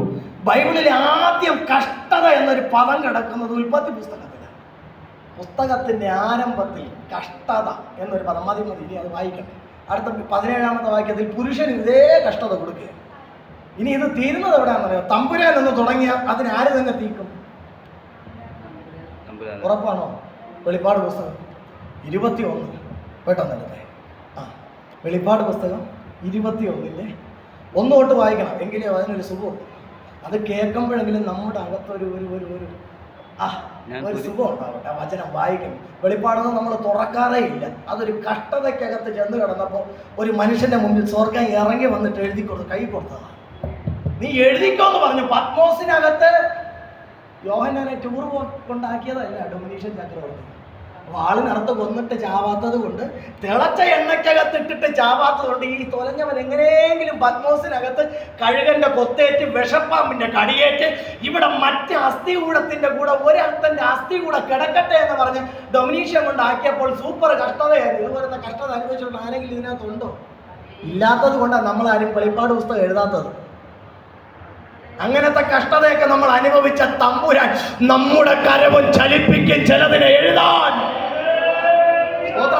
ആ കഷ്ടത്തിൽ കിടന്നപ്പോ ഒത്തിരി കാര്യങ്ങളാണ്. കർത്താവ് ഇറങ്ങി വന്നു. കർത്തൃ ദിവസത്തിൽ ആത്മവിശുദ്ധമായി 1-ാമത്തെ അധ്യായം തൊട്ട് വായിക്കേണ്ടതാണ്. പക്ഷെ വേണ്ട, നമുക്ക് 21-ന്റെ 1 തൊട്ട് വായിക്കാം. വായിച്ചേ.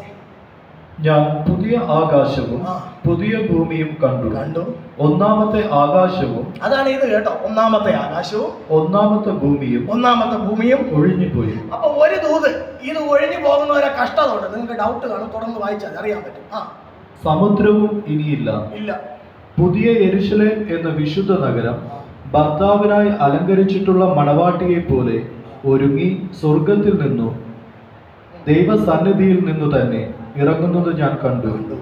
സിംഹാസനത്തിൽ നിന്നും ഒരു മഹാശബ്ദം പറയുന്നതായി ഞാൻ കേട്ടത്, ഇതാ മനുഷ്യരോട് കൂടെ ദൈവത്തിന്റെ കൂടാരം.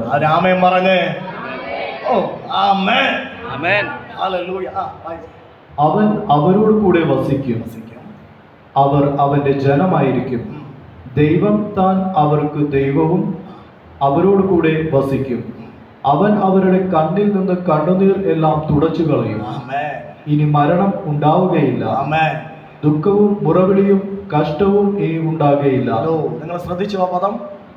എന്തൊക്കെ ഉണ്ടാകത്തില്ല? ദുഃഖവും മുറവിളിയും മരണം ഉണ്ടാകുകയില്ല. ദുഃഖവും മുറവിളിയും കഷ്ടവും ഇനി ഉണ്ടാകുകയില്ല. അപ്പൊ ഈ ഭൂമി ഉള്ളിടത്തോളം കാലം എന്തുണ്ട്? കഷ്ടതയുണ്ട്. അപ്പൊ 41 ഇതിനെ ഉപവസിക്കരുത്. ചിലതിന് ദൈവം ഒരു സമയം വെച്ചിട്ടുണ്ട്. അതാവുമ്പോൾ അതങ്ങ് മാറും. ആ വിഷയത്തിന് വേണ്ടി പ്രാർത്ഥിക്കരുതെന്നല്ല അതിന്റെ അർത്ഥം. തെറ്റിദ്ധരിക്കരുത്. പ്രാർത്ഥിച്ചോ, മടുക്കരുത്. ആ വിഷയം കിട്ടാത്തതിന് പേരിൽ തമ്പുരാനെ കുറ്റം പറയരുത്, പഴിക്കരുത്.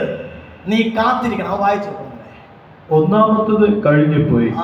സിംഹാസനത്തിൽ ഇരിക്കുന്നവൻ, ഇതാ ഞാൻ സകലവും പുതിയതാക്കുന്നു എന്ന് അരുളി ചെയ്തു. എഴുതുക, ഈ വചനം വിശ്വാസയോഗ്യവും സത്യവും ആകുന്നു എന്നും അവൻ കൽപ്പിച്ചു. 9:14 വായിച്ചു. അന്ത്യബാധ 7 നിറഞ്ഞ 7 കലശം ഉണ്ടായിരുന്ന 7 ദൂതന്മാരിൽ ഒരുത്തൻ വന്ന് എന്നോട്, ജയിക്കുന്നവനും ഇത് അവകാശമായി ലഭിക്കും. ഞാൻ അവന് ദൈവവും അവൻ എനിക്ക് മകനുമായിരിക്കും. എന്നാൽ ഭീരുക്കൾ, അവിശ്വാസികൾ, അറക്കപ്പെട്ടവർ, കൊലപാതകന്മാർ, ദുർനടപ്പുകാർ, ക്ഷുദ്രക്കാർ, വിഭാരാദികൾ എന്നിവർക്കും ഭോഷ്ക് പറയുന്ന ഏവർക്കും ഉള്ള ഓഹരി തീയും ഗന്ധകവും കത്തുന്ന പൊയ്കയിലത്രേ. ഇത് രണ്ടാമത്തെ മരണം. ഇവിടെ ഒരു ലിസ്റ്റ് പറയുന്നത് നമ്മൾ ശ്രദ്ധിച്ചോ. എന്നാൽ ഭീരുക്കൾ, അവിശ്വാസികൾ, ഇവരൊക്കെ രണ്ടാം മരണത്തിൽ ഓഹരിക്കാൻ. ആരാ ഭീരുക്കൾ? ഭീരു ആരാ?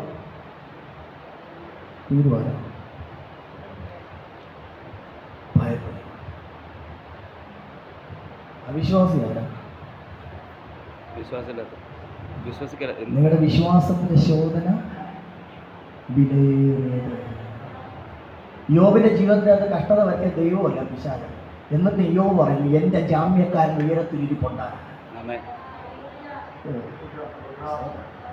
ഒരിടത്ത് പോലും യോബ് പറഞ്ഞില്ല ഇത് പോരാട്ടമാണ്, ഇത് ബന്ധനമാണെന്ന് യോബ് പറഞ്ഞില്ല. യോബ് പറഞ്ഞു, ദൈവം തന്നു, ദൈവം എടുത്തു, ദൈവത്തിന്റെ നാമം മഹത്വപ്പെടട്ടെ. വേദന വന്നപ്പോ യോബിന്റെ ജന്മദിവസത്തേക്ക് ശപിച്ചു, പ്രായി. അതൊക്കെ ശരിയാണ്. പക്ഷെ യോബിനൊരു ഉറപ്പുണ്ടായിരുന്നു, എന്റെ ശരീരം അഴുകിയാലും ഞാൻ അവനായി കാത്തിരിക്കുമെന്ന് യോബ് ഉറപ്പിച്ചു വിളിച്ചു പറഞ്ഞു. യോബ് ഭീരുവായോ? ഭീരുക്കൾ എവിടെ പോകും? അവിശ്വാസികൾ എവിടെ പോകും? അതുകൊണ്ടാണ് കടലിന്റെ നടുവിൽ യേശുവിനെ കണ്ടിട്ട് ഭൂതോട് പറഞ്ഞ് നിലവിളിച്ചപ്പോൾ കർത്താവ് ശാസിച്ചിട്ട് പറഞ്ഞു, നിങ്ങൾ എന്തിനാ അല്പവിശ്വാസികളാകുന്നേ? നിങ്ങൾ എന്തിനാ ഭീരുക്കളാകുന്നേ? നമ്മുടെ അകത്ത് പകർന്നത് ഭീരുത്വത്തിന്റെ ആത്മാവിനെ അല്ല. പ്രതിസന്ധി നിന്റെ മുൻപിൽ നിൽക്കുമ്പോൾ അതിന്റെ നേരെ ചങ്കൂറ്റത്തോടെ എഴുന്നേറ്റ് നിന്ന് അതിനെ ജയിക്കാൻ ഒരു കൃപയ്ക്ക് വേണ്ടി പ്രാർത്ഥിക്കണം. ഇന്ന് പകൽ അങ്ങനെ ഒരു കൃപ ഇതിനകത്ത് ചലിക്കട്ടെ. ഹല്ലേലൂയ. നമ്മൾ പരസ്യമൊക്കെ പ്രസംഗിക്കാൻ പറയും, ആരാധികൾ സ്വർഗത്തിൽ പോകത്തില്ല, അവര് പോകത്തില്ല, ഇവര് പോകത്തില്ല. അപ്പം നമ്മളും ചിന്തിക്കണം, ഭീരുക്കളാണെങ്കിൽ നമ്മളും പോകത്തില്ല. കേട്ടില്ല? നമ്മൾ എവിടെയെങ്കിലും അവിശ്വസിച്ചാൽ നമ്മൾ പോകത്തില്ല. ഇതുകൊണ്ട് ചെങ്കടലിന്റെ മുൻപിലെത്തി ജനം കരഞ്ഞു. ദൈവത്തിന് ഒരു കുഴപ്പമില്ല. മോശയെ നിലവിളിക്കാൻ ഞങ്ങൾ ഇനി എന്ത് ചെയ്യും? 10 ബാധ അയച്ച മോശയുടെ കരത്തിലൂടെ അത്ഭുതങ്ങൾ, അസാധാരണകരമായ. സാധാരണ 80 വയസ്സ് കഴിഞ്ഞ ഏതാണ്ട് ചീട്ട് കീറിയ പരുവല്ലേ. പക്ഷെ ദൈവം മോശയെ കൊണ്ട് തുടങ്ങിയത് ചീട്ട് കീറിക്കാൻ സമയത്താണ്. ദൈവം മോശയോട് ചോദിക്കുക, ഇവര് വിളിക്കുന്നത് കൊണ്ട് നീ എന്തിനാ നിലവിളിക്കുന്നത്? നിന്റെ കരത്തിലിരിക്കുന്ന വടിയെടുത്ത് കടലിന്റെ നേർക്ക് നീട്ട്. ഇന്ന് പകല് പ്രതിസന്ധികളുടെ നടുവിൽ വിശ്വാസത്തിന്റെ വടി എടുത്ത് നിന്റെ വിഷയത്തിന്റെ നേർക്ക് നീട്ടിയിട്ട് പറ, യേശുവിന്റെ നാമത്തിൽ മാറിപ്പോകോ. ഭീരുക്കളാകരുത്. അടുത്തിരിക്കുന്ന ആൾക്ക് കരം കൊടുത്തിട്ട് പറഞ്ഞ ഭീരുക്കളാകരുതെന്ന് പറഞ്ഞു. ഭീരുക്കളാകരുത് കേട്ടോ. സ്തോത്രം. ഹല്ലേലൂയ. അപ്പൊ കഷ്ടത എന്തിനാ? സഹിക്കാൻ. സഹിച്ചാൽ എന്ത് കിട്ടും? പത്രോസിന്റെ ലേഖനത്തിലേക്ക് വന്നേ. ആ വചനം വായിച്ച് നമുക്ക് പ്രാർത്ഥിക്കാം. സമയം നമ്മുടെ മുൻപിലില്ലല്ലോ. ഹല്ലേലൂയ. അതിന്റെ 20-ാമത്തെ വാക്യം, 21-ാമത്തെ വാക്യം വായിച്ചേ. അതിനായിട്ടല്ലോ നിങ്ങൾ വിളിച്ചിരിക്കുന്നത്. ക്രിസ്തു നമ്മളെ എന്തിനായിട്ടാണ് വിളിച്ചിരിക്കുന്നത്? അമേരിക്കയിൽ പോയി ശുശ്രൂഷിക്കാൻ, ജപ്പാനിൽ പോയി ശുശ്രൂഷിക്കാൻ, വീട്, കാറ്, അതിനുമുണ്ട് വിളി. പക്ഷെ കഷ്ടത സഹിക്കാനും കൂടിയാ വിളിച്ചത്. ഇന്ന് വചനം മാറത്തില്ല ദൈവമക്കളെ. നമ്മൾ വേണ്ടെന്ന് പറഞ്ഞാലും നമ്മളെ വിളിച്ച വിളിയേ ഇതിനാ. ഈ PSC എക്സാം വിളിക്കില്ലേ? എക്സാമിന് വിളിക്കും. PSC എക്സാം എഴുതാൻ പോയിട്ടുള്ള ആരെങ്കിലും ഉണ്ടോ? വീട്ടിലെ മക്കളെങ്കിലും എഴുതാൻ പോയിട്ടുള്ളവരുണ്ടോ? എന്തെങ്കിലും പരീക്ഷ എഴുതിയിട്ടുള്ളവരുണ്ടോ? ഏതെങ്കിലും പരീക്ഷ സ്കൂളിൽ സ്കൂളുമില്ലേ? ഉണ്ട്. ആ സ്വതം. ഈ പരീക്ഷ എഴുതാൻ പോകുമ്പോൾ നമുക്ക് എന്ത് തരും? ടൈം ടേബിൾ തരും ഇല്ലേ? ഇംഗ്ലീഷിൽ പരീക്ഷയ്ക്ക് ചെന്നിട്ട് നമ്മൾ അവിടെ ഇരുന്നിട്ട് സാറിൻ്റെ അടുത്ത് ഇന്ന് വരെ ആരെങ്കിലും ചോദിച്ചിട്ടുണ്ടോ എന്തിനാ ഈ പരീക്ഷ? ചോദിച്ചിട്ടുണ്ടോ? മനുഷ്യനാണെങ്കിൽ ഇന്ന് വരെ ആരും ചോദിച്ചു. കാരണം നമ്മൾ പരീക്ഷ എഴുതാൻ വേണ്ടിയാ പോയെ. നമ്മളെ കർത്താവ് വിളിച്ച എന്തിനാ? നമ്മുടെ വിളിയെ കഷ്ടത സഹിക്കാൻ വേണ്ടിയിട്ടാ. കണ്ടോ 21-ാമത്തെ വചനം, അതിനായിട്ടല്ലോ നിങ്ങളെ വിളിച്ചിരിക്കുന്നത്. അത് പറഞ്ഞിട്ടൊരു ഉദാഹരണം കൂടി ചേർത്ത് വെച്ചിട്ട് പത്രോസ് പറയും, ക്രിസ്തു നിങ്ങൾക്ക് വേണ്ടി കഷ്ടം അനുഭവിച്ചു, നിങ്ങൾ അവന്റെ കാൽച്ചുവടുകൾ പിന്തുടരുവാൻ ഒരു മാതൃക വെച്ചു പോയിരിക്കുന്നു. നമ്മൾ ഇന്നും ചോദിച്ചുകൊണ്ടിരിക്കുക, എന്താ കർത്താവ് ഈ കഷ്ടത? ഇത് ശരിയാണോ തെറ്റാണോ? ഇങ്ങനെ ചോദിക്കാൻ പാടുണ്ടോ? അങ്ങനെ ചോദിക്കുന്നെങ്കിൽ നിങ്ങൾ പരീക്ഷാ ഹാളിൽ ചെന്നിട്ട് എന്തിനാ പരീക്ഷ എന്ന് ചോദിക്കുന്നതിന് തുല്യം. പക്ഷെ നമ്മൾ ബൈബിൾ എടുത്തോണ്ട് വരുമ്പോൾ നാട്ടുകാർ ചോദിക്കും, എന്തിനാടാ നീ പ്രാർത്ഥിക്കാൻ പോണേ, എന്തിനാടാ നീ ആരാധിക്കാൻ പോണേ?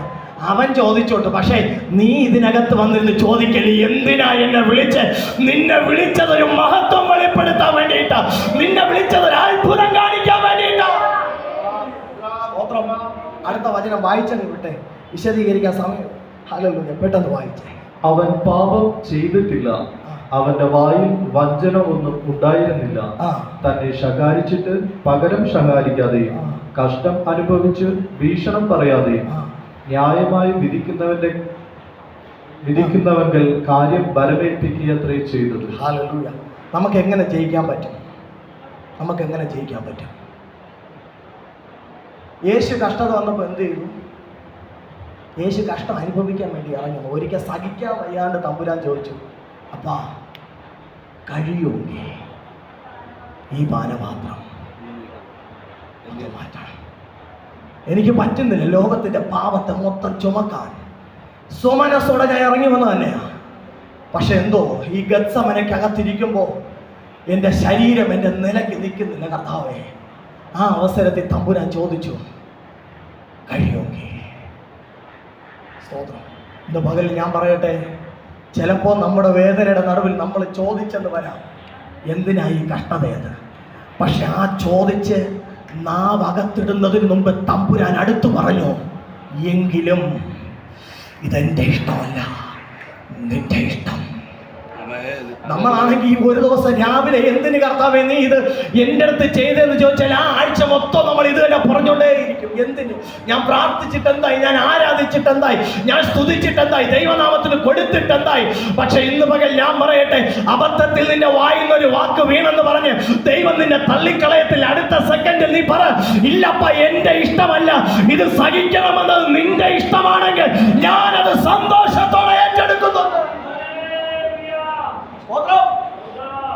കർത്താവ് ജയിച്ചത് കഷ്ടത എന്ന ആയുധം വെച്ചിട്ടാണ് ജയിച്ചത്. കഷ്ടത ഒരു ആയുധമായിരുന്നു. നമുക്ക് ജയിക്കണമെങ്കിൽ എന്ത് വേണം? വചനം ഒരു ആയുധമല്ലേ?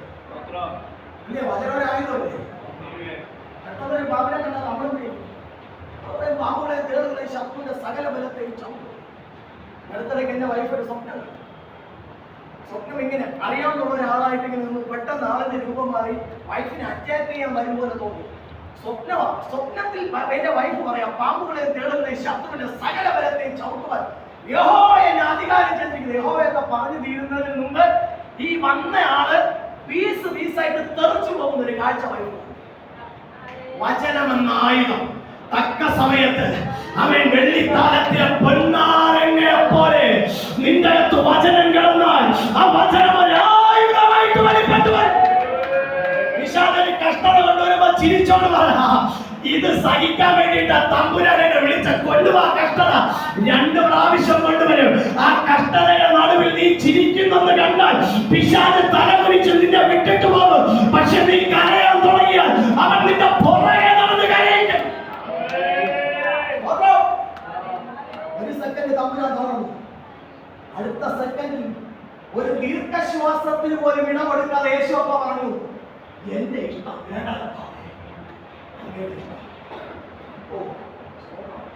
എന്താ സംഭവിച്ചെന്ന് അറിയാമോ? ഞാൻ വായിച്ച ലേഖനത്തിന് വായിച്ച് 22-ാമത്തെ വാക്യം. അവൻ പാപം ചെയ്തിട്ടില്ല, അവന്റെ വായിൽ വഞ്ചനമൊന്നും ഉണ്ടായിരുന്നില്ല, തന്നെ ശകാരിച്ചിട്ട് പകരം ശകാരിക്കാതെയും. യേശുവിനെ എന്തൊക്കെ ചെയ്തു, എന്തെല്ലാം പറഞ്ഞു, തിരിച്ചെന്തേലും പറഞ്ഞു കർത്താവ് ഒരക്ഷരം. താടി രോഗം മറിച്ചെടുത്തു, നാണയത്തിൽ മുൾക്കിരീടം അടിച്ചിറക്കി. ഗവതയ്ക്കകത്ത് ഒന്ന് കുറയെ 39 അടി 40 അടി പിന്നിയ തോൽമാറുകളും ഇരുമ്പും കഷ്ണങ്ങളും എല്ലും കഷ്ണങ്ങളും ചേർത്ത് കെട്ടിയ ചാട്ടവാറ കൊണ്ട് എന്റെ അപ്പന്റെ ശരീരത്തിൽ ആഞ്ഞടിച്ചത് വലിച്ചെടുക്കുമ്പോൾ ഈ ശരീരത്തിന് മാംസ കഷ്ണങ്ങൾ ഇറങ്ങി വീഴുവാൻ എന്റെ അപ്പൻ എന്ത് പാപം ചെയ്തിട്ടാണ് ചെയ്തത്? ഞാൻ പറയട്ടെ, അവിടെ നിന്ന് തമ്പുരാനെ ഗോൽഗോത്തയിലേക്ക് കാൽവരിയിലേക്ക് കൊണ്ടുപോകാൻ ഇറങ്ങുമ്പോൾ അവൻ ആ ഗവതയ്ക്കകത്തേക്ക് ഞാനൊരിക്കൽ നോക്കി പൊട്ടിക്കരഞ്ഞു പോയി. അവൻ ചിതറിക്കിടക്കുന്ന രക്തത്തുള്ളികളും അതിനപ്പുറമായി യേശുവിന്റെ ശരീരഭാഗങ്ങൾ ആ ഗവതയ്ക്കകത്ത് അവിടെ തന്നെ കെട്ടിയിട്ടിരുന്ന മരത്തിലും ആ മരത്തിന്റെ ചുവട്ടിലും ആ ഇടങ്ങളിലൊക്കെ യേശുവിന്റെ ശരീരഭാഗങ്ങൾ കിടപ്പുണ്ടായിരുന്നു. ആരും അതിനെ തൂത്തുവാരി യേശുവിന്റെ പുറകെ കൊണ്ടുപോയില്ല. എന്റെ അപ്പന്റെ പാപം ചെയ്യാത്ത തിരുമേനി ദൈവരൂപത്തിൽ ഇരുന്നവൻ ദൈവത്തോടുള്ള സമത്വത്തെ മുറുകെ പിടിക്കാതെ താണഭൂമിയിലേക്ക് ഇറങ്ങി വന്ന് എനിക്ക് നിങ്ങൾക്ക് വേണ്ടി കഷ്ടം സഹിച്ചപ്പോൾ എന്റെ അപ്പന്റെ ശരീരം, ഒരു പാപം ചെയ്യാത്ത ശരീരം തൂത്തുവാരി ഏറെ ചവിട്ടുകുട്ടക്കകത്ത് കൊണ്ടിട്ടു. പക്ഷെ ഇന്ന് പകൽ ഞാനൊരു തൂത് വിളിച്ചു പറയാം, അവന്റെ ശരീരം ചവിട്ടുകുട്ടക്കകത്ത് കൊണ്ടിട്ടെങ്കിൽ മൂന്നാം നാൾ യേശു പറഞ്ഞു, നിങ്ങൾ ഈ മന്ദിരം പൊളിപ്പേ, ഞാൻ ഇതിനെ പണിതു തരാം. അവൻ കഷ്ടം സഹിക്കുകയും മൂന്നാം നാൾ ഉയർത്തെഴുന്നേൽക്കുകയും ചെയ്തു. ഇന്ന് പകലൊരു തൂത് നിന്നോട് പറയാനുണ്ട്. നിന്റെ ജീവിതത്തിനകത്തൊരു കഷ്ടതയുണ്ടെങ്കിൽ ലോകം വെക്കുന്ന ഇമ്പീരിയൽ മുദ്രയെ പൊളിച്ചു കളഞ്ഞിട്ട് നീ ഇനി പുറത്തു വരത്തില്ലെന്ന് പറഞ്ഞ് ആരെല്ലാം നിന്റെ മുമ്പിൽ കാവൽക്കൂട്ടത്തെ നിർത്തിയാലും നിനക്കൊരു മൂന്നാം നാളുണ്ടെന്ന്. നഷ്ടപ്പെട്ട ശരീരത്തെ മടക്കി പിടിക്കുന്ന, നഷ്ടപ്പെട്ട സാമ്പത്തികത്തെ മടക്കി പിടിക്കുന്ന, നഷ്ടപ്പെട്ട നിന്റെ ജീവനെ മടക്കി പിടിക്കുന്ന, നഷ്ടപ്പെട്ട നിന്റെ സന്തോഷത്തെ മടക്കി പിടിക്കുന്ന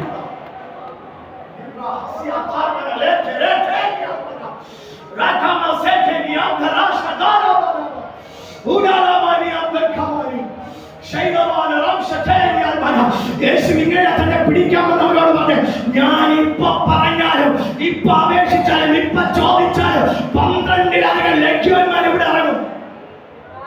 അതെന്താ ഈ 12 ലക്ഷ്യന്മാർ വരുമെന്ന് പറഞ്ഞേ? കൂടെ നിന്ന 12 ഓടിയുണ്ട്. ഒരുത്തൻ ചുംബിച്ചു. സ്നേഹമുള്ള ഒരാളുണ്ടായിരുന്നു പത്രോസ്. അവൻ യേശു എന്ത് ബുദ്ധിമുട്ട് അനുഭവിക്കുമെന്ന് പറഞ്ഞു അന്ന് മുതൽ വാള് കരത്തി പിടിച്ചു. ആ യേശു പോലും അയാൾ ഒരു വാള് വെച്ചിരുന്നു കയ്യിൽ. അവന്റെ ജീവൻ പോലും പണയം വെച്ചിട്ട് ആ വാള് കൊണ്ടൊരു ചേകവരോട്ട്. നിങ്ങൾക്കറിയാം, നിസ്സാര കാര്യമല്ല, നിസ്സാര കാര്യമല്ല. നമുക്ക് തോന്നുന്ന ട്രാക്ക് കൊടുക്കുന്ന നിസ്സാര കാര്യമാണ്. നമുക്ക് തോന്നുന്ന സുവിശേഷം പറയുന്ന നിസ്സാര കാര്യമാണ്. നമ്മുടെ സുവിശേഷം പറയുമ്പോൾ ഒരുത്തം നമ്മളെ ഉണ്ട കണ്ണുരുട്ടി നോക്കരുത്. ഒന്നും പറയണ്ട, അങ്ങൂടി ഇങ്ങൂടിയൊക്കെ കണ്ണുരുട്ടി ഇങ്ങനെയൊക്കെ നോക്കിക്കൊണ്ട് പോകത്തില്ലേ? ഒത്തിരി അനുഭവങ്ങൾ ട്രാക്ക് കൊടുക്കുന്നതിൽ എനിക്കുണ്ടായിട്ടുണ്ട്. വീടിന്റെ ഡോർ വലിച്ചടച്ച ചരിത്രമുണ്ട്. ഇപ്പൊ പോലീസിനെ വിളിക്കോടാന്ന് പറഞ്ഞിട്ട് ഞാൻ ചിരിച്ചോണ്ട് നിന്നു. ചിരി കണ്ടപ്പോ അവസാനം നിന്നെ ഒന്നും പറഞ്ഞിട്ട് ചിരിക്കണം, അല്ലാതെ അവരെ കഥവ് പിടിച്ചടക്കുമ്പോഴേ നീ മുന്നോട്ട് പോകുന്ന പറയും.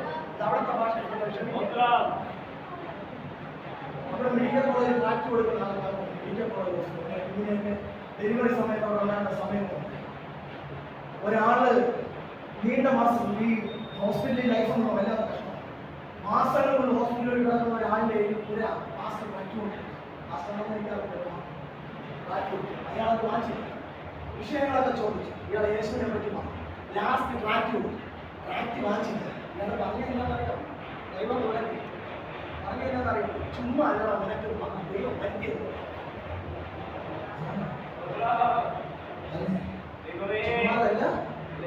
അടുത്തത് വന്ന ദൈവം ആരെങ്കിലും യേശുവിലേക്ക് വരുമോ? ഒരിക്കലും മദർ തെരേസ ഒരു ധനാട്യന്റെ കഥവും കൂട്ടി. ധനാട്യൻ ഇറങ്ങി എന്താണെന്ന് ചോദിച്ചു. എന്റെ മക്കൾക്ക് കഴിക്കാൻ ആഹാരമില്ല, അവരെ ബ്രേക്ക്ഫാസ്റ്റിന് എന്തെങ്കിലും തരണമേ എന്ന് പറഞ്ഞു. ഈ മനുഷ്യൻ എന്ത് ചെയ്തെന്ന് ധനാട്യൻ പാവം അമ്മ നമുക്കറിയാം. ഇന്ന് അവരെ എല്ലാവരും കൂടി പിടിച്ച് ദൈവമാണ്. അവരെ കുഴപ്പമില്ല, മനുഷ്യൻ്റെ അല്ലാതെ അവരെ കുറ്റമാണ്. അവര് പറഞ്ഞിട്ടില്ല ദൈവം. അവരിങ്ങനെ 2 കൈയും നീട്ടി എന്തെങ്കിലും എന്നെ മക്കൾക്ക് തരണമേ എന്ന് പറഞ്ഞ് തനിക്കല്ല, തന്റെ കുടുംബത്തിനല്ല, തെരുവിൽ കിടന്ന മക്കളെ, കുഷ്ഠരോഗം ബാധിച്ചവർക്ക് വേണ്ടി ഒരു ധനാട്യന്റെ മുൻപിൽ അവരുടെ പ്രതിനിധിയായി എല്ലാമുള്ള ആന്റി അവൻ രാജ്യങ്ങളെ വിട്ട് ഇന്ത്യയിൽ വന്ന് ശുശ്രൂഷിച്ച് ഒരു ഇന്ത്യക്കാരൻ്റെ അടുത്ത് ഇറങ്ങപ്പോൾ അവൻ കൊടുത്ത സമ്മാനം ദാഹിച്ചു തുപ്പ്. ദാഹിച്ച് നമ്മളായിരുന്നെങ്കിൽ എന്താ ചെയ്യുക? ആ തുപ്പലിനെ ഇങ്ങനെ രണ്ട് കരം കൊണ്ട് ഉയർത്തി സ്വർഗത്തിലേക്ക് ഉയർത്തി വാഴ്ത്തിയിട്ട് പറയുള്ളൂ, അടുത്ത ആണ്ട് ഞാൻ വരുമ്പോൾ നീയും നിന്റെ കുടുംബവും ഉച്ചോളം ഒഴിഞ്ഞു പോകും. ആരാണെങ്കിൽ പറയും. ചിലപ്പോൾ അത്രയ്ക്കുള്ള ദൈവത്തെ വിളിക്കും. ഈ അമ്മ പറഞ്ഞ വാക്കുകൾ ഇന്നും ചരിത്രത്തിലുണ്ട്. എനിക്കുള്ളത് നിങ്ങൾ തന്നു, എന്റെ മക്കൾക്കുള്ളത് തരണേ. പിന്നെ ആ ഓഫറേജ് അവിടെ ഉള്ളിടത്തോളം കാലം രാവിലത്തെ ബ്രെഡും പാലും ഈ ധനാട്ടിൽ സ്പോൺസർ ചെയ്തു. എവിടെയെങ്കിലും തമ്പുരാന് വേണ്ടി നിന്റെ തല ഒന്ന് താഴ്ത്തി കൊടുക്കാൻ ഒരാൾ ഒന്ന് പറഞ്ഞാൽ രണ്ട് പറയാതെ ആ കഷ്ടത സാധിക്കാൻ നീ തയ്യാറായോ? നമ്മള് രക്ഷിക്കപ്പെട്ടവർക്ക് ഇല്ലാത്തൊരു കാര്യം സഹനശക്തി. ഒന്ന് പറഞ്ഞാൽ നമ്മൾ അടുത്ത വചനം എടുത്ത് കീച്ചി. ഞാൻ പറഞ്ഞൊരു വചനം തെറ്റിപ്പോയെന്ന് വെച്ചോ, ലൈവായിട്ട് പോകണമെങ്കിൽ ഞാൻ വീട്ടിലെത്തുന്നതിന് മുമ്പേ 40 പേര് 50 ഇടത്തിരുന്നുകൊണ്ട് തിരിച്ചു പറഞ്ഞു. അതുകൊണ്ട് എന്ത് സംഭവിക്കുന്നറിയാമോ? ദൈവരാജ്യത്തിന്റെ നിങ്ങൾക്ക് എത്ര പേർക്ക് പറയുന്ന മനസ്സിലാവുന്ന ഇന്ന് പകൽ ചിലത് സഹിക്കാൻ തയ്യാറായി. അത് പെട്ടെന്ന് വായിക്കാം. 23 അതിന്റെ 24-ാമത്തെ വാക്യം. നാം പാപം സംബന്ധിച്ച് മരിച്ചു, നീതിക്ക് ജീവിക്കേണ്ടതിന് അവൻ തന്റെ ശരീരത്തിൽ നമ്മുടെ പാപങ്ങളെ ചുമന്നുകൊണ്ട് ക്രൂശിന്മേൽ കയറി. അവന്റെ അടിപ്പിടരാൻ നിങ്ങൾക്ക് സൗഖ്യം വന്നിരിക്കുന്നു. കർത്താവ് എല്ലാം സഹിച്ചപ്പോൾ അവന്റെ അടിപ്പിടലുകൾക്കകത്ത് നിന്ന് നമുക്കുള്ള സൗഖ്യം വെളിപ്പെട്ട് വരുവാനിടയായിത്തീർന്നു. യേശു അത് സഹിക്കാതിരുന്നെങ്കിൽ ഇന്നും നമ്മൾ രോഗിയായി ഒരുപക്ഷെ തീർന്നു പോയേനെ. ഇന്ന് പകൽ യേശു കാൽവരിയിൽ അത് സഹിച്ചതുകൊണ്ട് ലോകത്തിൽ ആരെല്ലാം അവന്റെ നാമത്തിൽ വിശ്വസിക്കുന്നു അവരിലേക്ക് സൗഖ്യത്തിന്റെ രക്തം ഇറങ്ങി വന്നുകൊണ്ടേയിരിക്കും. ഞാൻ നിങ്ങളോട് പറയാം, ക്രിസ്തുവിന് വേണ്ടി ചിലത് സഹിക്കാൻ നിങ്ങൾ തയ്യാറായാൽ നിങ്ങളിലൂടെ ഒരു പുതിയ ചരിത്രം വെളിപ്പെട്ട് വരും. ഒരു വചനം കൂടി വായിച്ച് നമുക്ക് പ്രാർത്ഥിക്കാം. 1 പത്രോസ് ആമേൻ 5:10 കൂടി ഒന്ന് വായിച്ചാട്ടെ. 1 പത്രോസ് ആമേൻ 5:10. എന്നാൽ അല്പകാലത്തേക്ക് കഷ്ടം സഹിക്കുന്ന നിങ്ങളെ ക്രിസ്തുവിൽ തന്റെ നിത്യതേജസ്സനായി വിളിച്ചിരിക്കുന്ന സർവകൃപാലുവായ ദൈവം തന്നെ യഥാസ്ഥാനപ്പെടുത്തി ഉറപ്പിച്ചു ശക്തീകരിക്കും. അല്പകാലത്തേക്ക് കഷ്ടം സഹിക്കുന്ന നിങ്ങളെ എന്ത് ചെയ്യും? ക്രിസ്തുവിൽ തന്റെ നിത്യ തേജസ്സിനായി. ഈ കഷ്ടത എന്തിനു വേണ്ടിയിട്ടാണെന്ന് അറിയാം? ഒരു നിത്യ തേജസ്സിനായി. ഹല്ലേലൂയ. ഒരു നിത്യ തേജസ് നമ്മൾ വെളിപ്പെടാനുണ്ട്. അതുകൊണ്ട് ആ പാട്ടുകാരൻ എങ്ങനെ പാടുന്നേ? ഈ ലോകത്തിലെ നിത്യ തേജസ്സിനെ ഓർക്കുമ്പോൾ, നിത്യ തേജസ്സിൻ ഘനമോർത്തിടുമ്പോൾ ഞൊടി നേരത്തേക്കുള്ള കഷ്ടങ്ങൾ സാരമില്ല, എന്റെ കണ്ണുനീർ സാരമില്ല. നിത്യ തേജസ്സിൻ ഘനമോർത്തിടുമ്പോൾ ഞൊടി നേരത്തേക്കുള്ള കഷ്ടങ്ങൾ സാരമില്ല.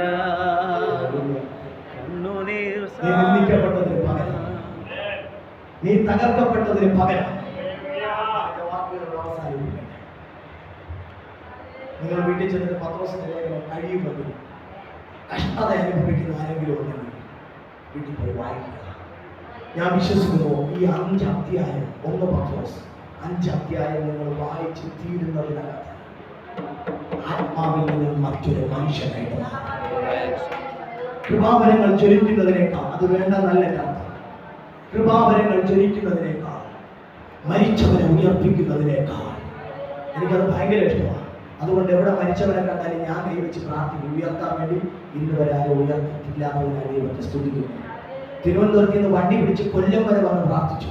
ഒരു ദിവസം ഒരു ആന്റി വിളിച്ചിട്ട് പറയാം, ഒരു സഹോദരി വിളിച്ചിട്ട് പറയാം, പാസ്റ്ററെ മരിച്ചുപോയി, എന്ത് ചെയ്യട്ടെ? ഇനി പ്രാർത്ഥിച്ചാൽ നിങ്ങളുടെ ദൈവം പ്രാർത്ഥന കേൾക്കൂ. ഈ ശബ്ദം ഞാൻ മാത്രമേ ഉള്ളൂ, വേറെ ഞാൻ എന്ത് മറുപടി പറയണമായിരുന്നു? സിസ്റ്ററെ പറ്റിപ്പോയി, ഇനി അങ്ങ് നടക്കട്ടെ, ദൈവം ഇതാണെന്ന് വിചാരിക്കുക.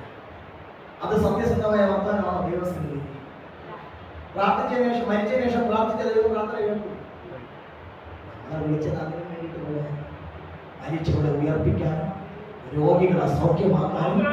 കഷ്ടത അനുഭവിച്ചുകൊണ്ട് ആരൊക്കെ ദൈവസന്നിധി നിൽക്കുമോ അവരുടെ കൈവപ്പിലൂടെ അത്ഭുതങ്ങൾ വെളിപ്പെടും. കഷ്ടത അനുഭവിച്ചുകൊണ്ട് പത്രോസ് തമ്പുരാന്റെ പിന്നാലെ നടന്നിട്ട് ഒരിക്കൽ ചോദിച്ചു, ഞങ്ങൾ നിന്റെ പുറകെ നടക്കുന്നു, ഞങ്ങൾക്ക് ഈ ലോകത്തിൽ എന്ത് കിട്ടും? കർത്താവ് പറഞ്ഞു, എന്റെ നാമനിമിത്തം നിങ്ങളെ പഴിക്കുകയോ ദുഷിക്കുകയോ ചെയ്യുമ്പോൾ നിങ്ങൾ സന്തോഷിച്ച് തുള്ളുവിൻ. സ്വർഗത്തിൽ നിങ്ങളുടെ ഓഹരി വലിയതാകുന്നു. പത്രോസ് വിചാരിച്ചു സ്വർഗത്തിൽ പോകുമ്പോൾ മാത്രമേ കിട്ടത്തുള്ളൂ. പക്ഷേ ചരിത്രം അങ്ങോട്ട് മാറി. അവൻ ഭിക്ഷാടനം എടുത്തുകൊണ്ട് മുടന്തനായി ഇരുന്നവനെ അവനോട് പറയാം, എന്റെ പൊന്നും വെള്ളിയും ഒന്നുമില്ല, യേശുവിന്റെ നാമം കൊണ്ട് എഴുന്നേറ്റ് നടക്കാം. ഒരു കാലത്ത് പത്രോസ് കഷ്ടം അനുഭവിച്ചു. ടാക്സ് അടയ്ക്കാൻ വകയില്ലാതെ തെന്നിയ ഒരു കാലം ഉണ്ടായിരുന്നു പത്രോസിന്. പക്ഷെ അടുത്തൊരു സീസൺ മാറി വന്നപ്പോൾ സഭയുടെ അധ്യക്ഷനായിട്ട് പത്രോസ് എഴുന്നേറ്റിരുന്നു. പത്രോസ് ദശാംശത്തെ പറ്റി പ്രസംഗിച്ചില്ല. അപ്പോസ്തല പ്രവൃത്തികൾ പറയുന്നു, അവൻ അവരുടെ നിലങ്ങളെ വിറ്റ് അഭിഷിക്തന്മാരുടെ കാൽക്കൽ കൊണ്ട് വെച്ചു കൊടുത്തു. പത്രോസ് ഒരു കാലത്ത് തെണ്ടി ടാക്സ് അടയ്ക്കാൻ വകയില്ല. യേശു പത്രോസ് മാത്രം അടച്ചില്ല, ബാക്കി എല്ലാവരും അടച്ചു. കൂടെ നിൽക്കുന്നവരൊക്കെ അങ്ങനെ നൈസിനെ അറിഞ്ഞാലും ചുമ്മാ ചോദിക്കരുത്, നീ അടച്ചില്ലേ കരണമല്ലോ. അങ്ങനൊരു സീസൺ പത്രോസിനുണ്ടായിരുന്നു. പക്ഷെ അടുത്തൊരു സീസൺ പത്രോസ് ചോദിച്ചിട്ടല്ല, ചോദിക്കാതെ നിലങ്ങളെ വിറ്റ് അവന്റെ കാൽക്കൽ കൊണ്ട് വെച്ചു കൊടുത്തു. നമ്മൾ അഭിഷിക്തന്മാർക്കൊക്കെ ആഗ്രഹം ഇല്ലേ? ആഗ്രഹമില്ലേ മാസ്റ്റർ അങ്ങനത്തെ ഒരു സീസൺ വെളിപ്പെടാൻ? ഞാനെ പറ്റി പഠിച്ചു നടക്കാത്തൊരു കാര്യം. പത്രോസ് നല്ലവനായിരുന്നു. അവന്റെ കാൽക്കൽ കൊണ്ട് വെച്ചതിനെയൊക്കെ പൊതു വകയെന്ന് എണ്ണി എല്ലാവർക്കും വീതിച്ചു കൊടുത്തു. ഇന്നത്തെ സഭാധ്യക്ഷന്മാരെ ചെയ്യും 50,000 ആരും അറിയാതെ ഒരു വിശ്വാസം കൊണ്ട് കൊടുക്കുക എന്റെ വിഷയത്തിൽ. സാക്ഷ്യം പോലും പറയത്തില്ല. എന്നെ ദൈവം കാക്ക അയച്ച് കരുതി തീർന്നു. എന്നെ ദൈവം എന്താ കാക്ക കൊണ്ടുവന്ന കൂടി വന്ന അപ്പം ഉയർച്ചി. ഇതിനപ്പുറത്ത് വിവാഹം വിശ്വാസിക്ക് എന്തറിയാം? സാക്ഷ്യം പറഞ്ഞതുമായി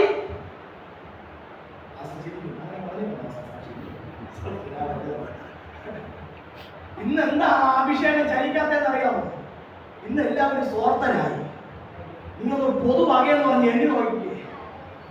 നിനക്കകത്ത് നിന്റെ കയ്യിൽ ദൈവം തരുന്നതിനെ ഇത് മറ്റൊരുത്തന്റെ വിശപ്പടക്കാനും കൂടി ഉള്ളതാണെന്ന് പറഞ്ഞ് അങ്ങോട്ട് കൊടുക്കാൻ തുടങ്ങിയ ബൈബിൾ പറഞ്ഞ് കൊടുപ്പേ, എന്നാൽ നിങ്ങൾക്ക് കിട്ടും.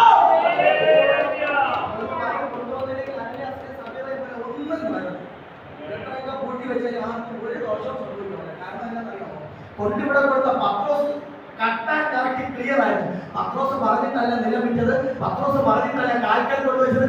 പരിശുദ്ധാത്മാവ് അവരുടെ ഹൃദയങ്ങൾ തോന്നിച്ചു, അവര് ചെയ്തു. അന്യാസ സഭയെ തീരുമാനം എടുത്തു, അവർ അല്പം എടുത്ത് മാറ്റി. പക്ഷെ ഇവിടെ ഇരുന്ന് ആള് ക്ലിയർ ആയിരുന്നതുകൊണ്ട് നമ്മളിനി എത്ര ദശാംശത്തെ പറ്റി പ്രസംഗിച്ചാലും ആരും ഇവിടെ ഇരിക്കുന്ന നമ്മൾ ക്ലിയർ ആയത് നിങ്ങൾക്കുള്ളതും നമുക്കുള്ള എനിക്കുള്ളതും. പക്ഷെ ഒരു കാലത്ത് അവൻ കഷ്ടത അനുഭവിച്ചപ്പോൾ ഞാൻ പറയട്ടെ, ഉയരെ എത്തുമ്പോൾ മാത്രമല്ല, നിന്റെ പ്രാർത്ഥന വിഷയം നീ ഭൂമിയിൽ വെച്ചിട്ട് ദൈവം നിനക്ക് മറുപടി തന്നിട്ടേ നിന്റെ കണ്ണ് അടയ്ക്കത്തുള്ളൂ. പക്ഷെ ദൈവത്തിനൊരു സമയമുണ്ട്, അതുവരെ സഹിക്കുക. ഇന്നത്തെ പ്രസംഗം കൊണ്ട് നിങ്ങൾ അകത്തുന്ന ഒരു മാറ്റം സഹിക്കുക. എനിക്ക് വലുതൊന്നും പറയാനില്ല, ഒരു കൊച്ചു വാക്ക് സഹിക്കുക. പറയാൻ ആത്മാവെ നീ വിഷാദിച്ചുള്ളിൽ ഞരങ്ങുന്നതെന്ന് ദൈവത്തിൽ പ്രത്യാശിക്കുക. അവൻ എന്റെ മുഖപ്രകാശ രക്ഷയും എന്റെ ദൈവവുമാകുന്നു എന്നിങ്ങനെ ഞാൻ സ്തുതിക്കാം.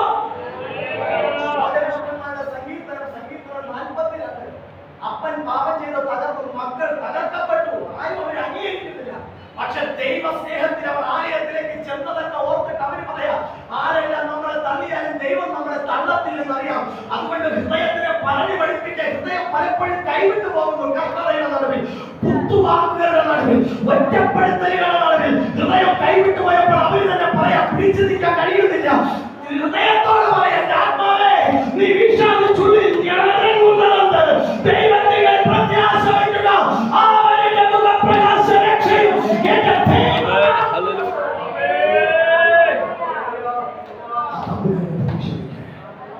ലേഖനത്തിൽ പറയുന്നു, യേശു കർത്താവ് കഷ്ടത അനുഭവിച്ചപ്പോൾ തന്നെ മരണത്തിൽ നിന്ന് വിടിവിപ്പാൻ കഴിവുള്ള ദൈവത്തോട് ഉറച്ച നിലവിളിയോടും പ്രാർത്ഥനയോടും ആ ഭയയാചന കഴിച്ചു എന്ന് അവൻ പൗലോസ് അവൻ എബ്രായ സഭയുടെ ലേഖനം എഴുതിയപ്പോൾ പറഞ്ഞു, യേശു നിലവിളിച്ച് പ്രാർത്ഥിച്ചത്. എന്ന് യാക്കോബ് പറഞ്ഞു. അങ്ങനെയെങ്കിൽ കഷ്ടത അനുഭവിക്കുന്നവർ പ്രാർത്ഥിക്കട്ടെ, ദുഃഖം അനുഭവിക്കുന്നവർ, സന്തോഷം അനുഭവിക്കുന്നവർ പാട്ടുപാടട്ടെ.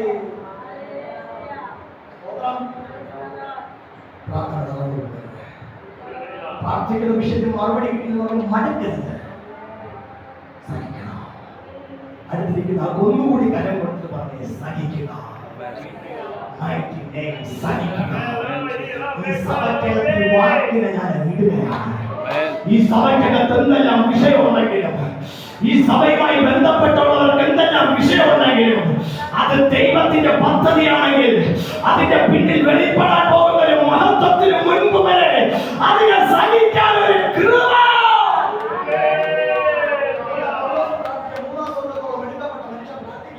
അയ്യോ, എന്റെ ശരീരത്തെ ശൂലം ഇതെനിക്കൊന്ന് മാറ്റി തരുമോ?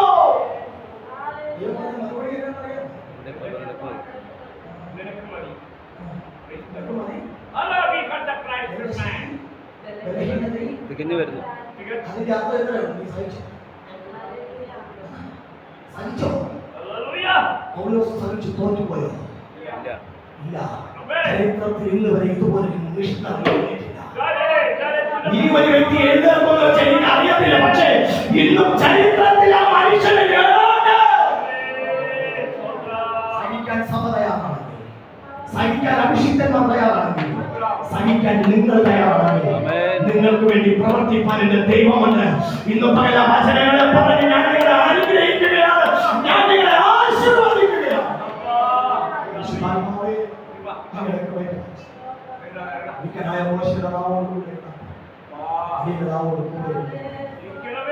ജനത്തോട് അങ്ങയുടെ വചനങ്ങളുടെ കാര്യദീപം പാതയ്ക്ക് പ്രകാശമായിരിക്കുന്നു. ചെയ്യുന്നതിനായി ഞാൻ ഈ സഭയെ, അഭിഷിക്തനെ, കുടുംബത്തെ, സമാജത്തെ, വിശ്വാസയാത്ര ടീമിനെ, എല്ലാ അഭിഷിക്തന്മാരെയും അഭിഷിക്തമാരെയും കരം ഉയർത്തി അനുഗ്രഹിച്ചു പ്രാർത്ഥിക്കുന്നു. അങ്ങയുടെ വരവോളം ചിലതുകൾ സഹിച്ചു നിന്ന് ദൈവസന്നിധിയിൽ ചിലത് പ്രാപിപ്പാൻ ഒരു വലിയ ആവാലവൃത്ത ജനം കടന്നു വരുന്നു. ദൂതൻ ചോദിക്കുന്നു, ഇവർ ആരാകും യജമാനനെ? ഇവർ മഹാകഷ്ടത്തിൽ നിന്ന് വന്നവർ. കുഞ്ഞാവിന്റെ രക്തത്തെ ഇവരുടെ അങ്കി അലക്കി വെളുപ്പിച്ച മഹാകഷ്ടതയിലൂടെ കടന്നു വരുന്നവര് രക്തത്താൽ കഴുകലുണ്ട്. വെള്ളവസ്ത്രം ധരിച്ച് ഉരുത്തോലകളെന്തി അവൻ ഇന്ന് പകല് ആ ഒരു സുദിനത്തിന് വേണ്ടി ഞങ്ങൾ കാത്തിരിക്കുന്നു. ദൈവം ഞങ്ങളെ കാക്കുന്നു, കൃപയുണ്ടായി യേശുവിൻ നാമത്തിൽ തന്നെ. എല്ലാ ദൈവദാസങ്ങളുടെ സ്നേഹം നമ്മൾ അറിയിക്കുന്നു. ദൈവം എല്ലാവരും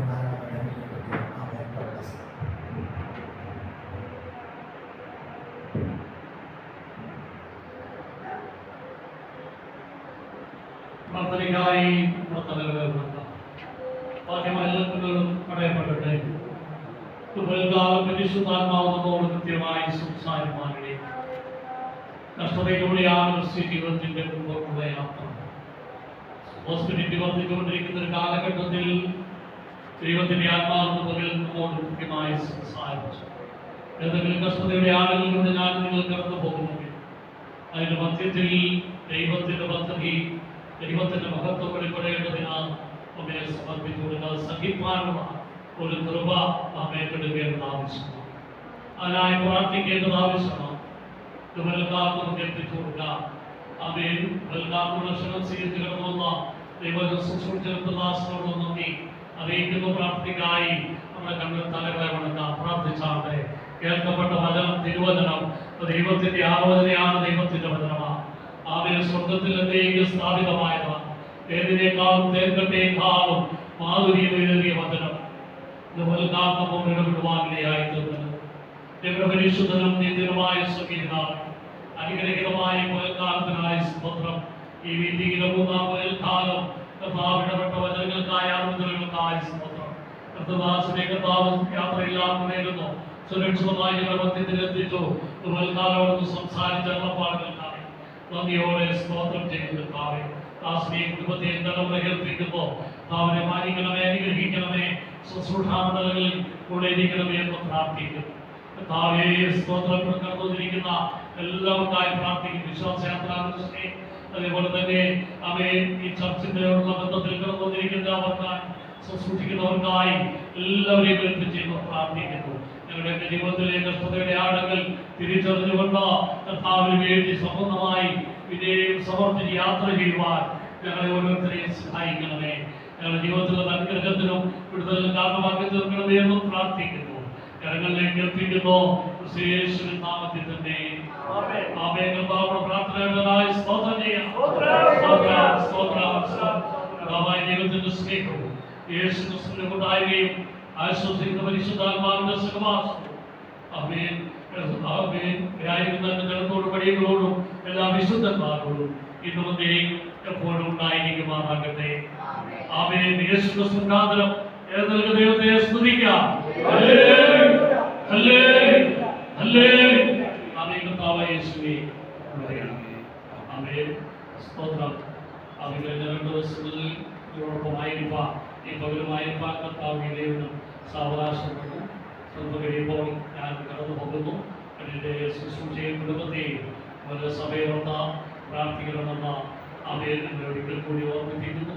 നിങ്ങളുടെ പ്രാർത്ഥനയാണ് അടികളെ മുമ്പോട്ട് നയിക്കുന്നത്. അവയെ ഈ സഭ കാണിച്ച എല്ലാ സുഖങ്ങൾക്കും നന്ദി പറയുന്നു.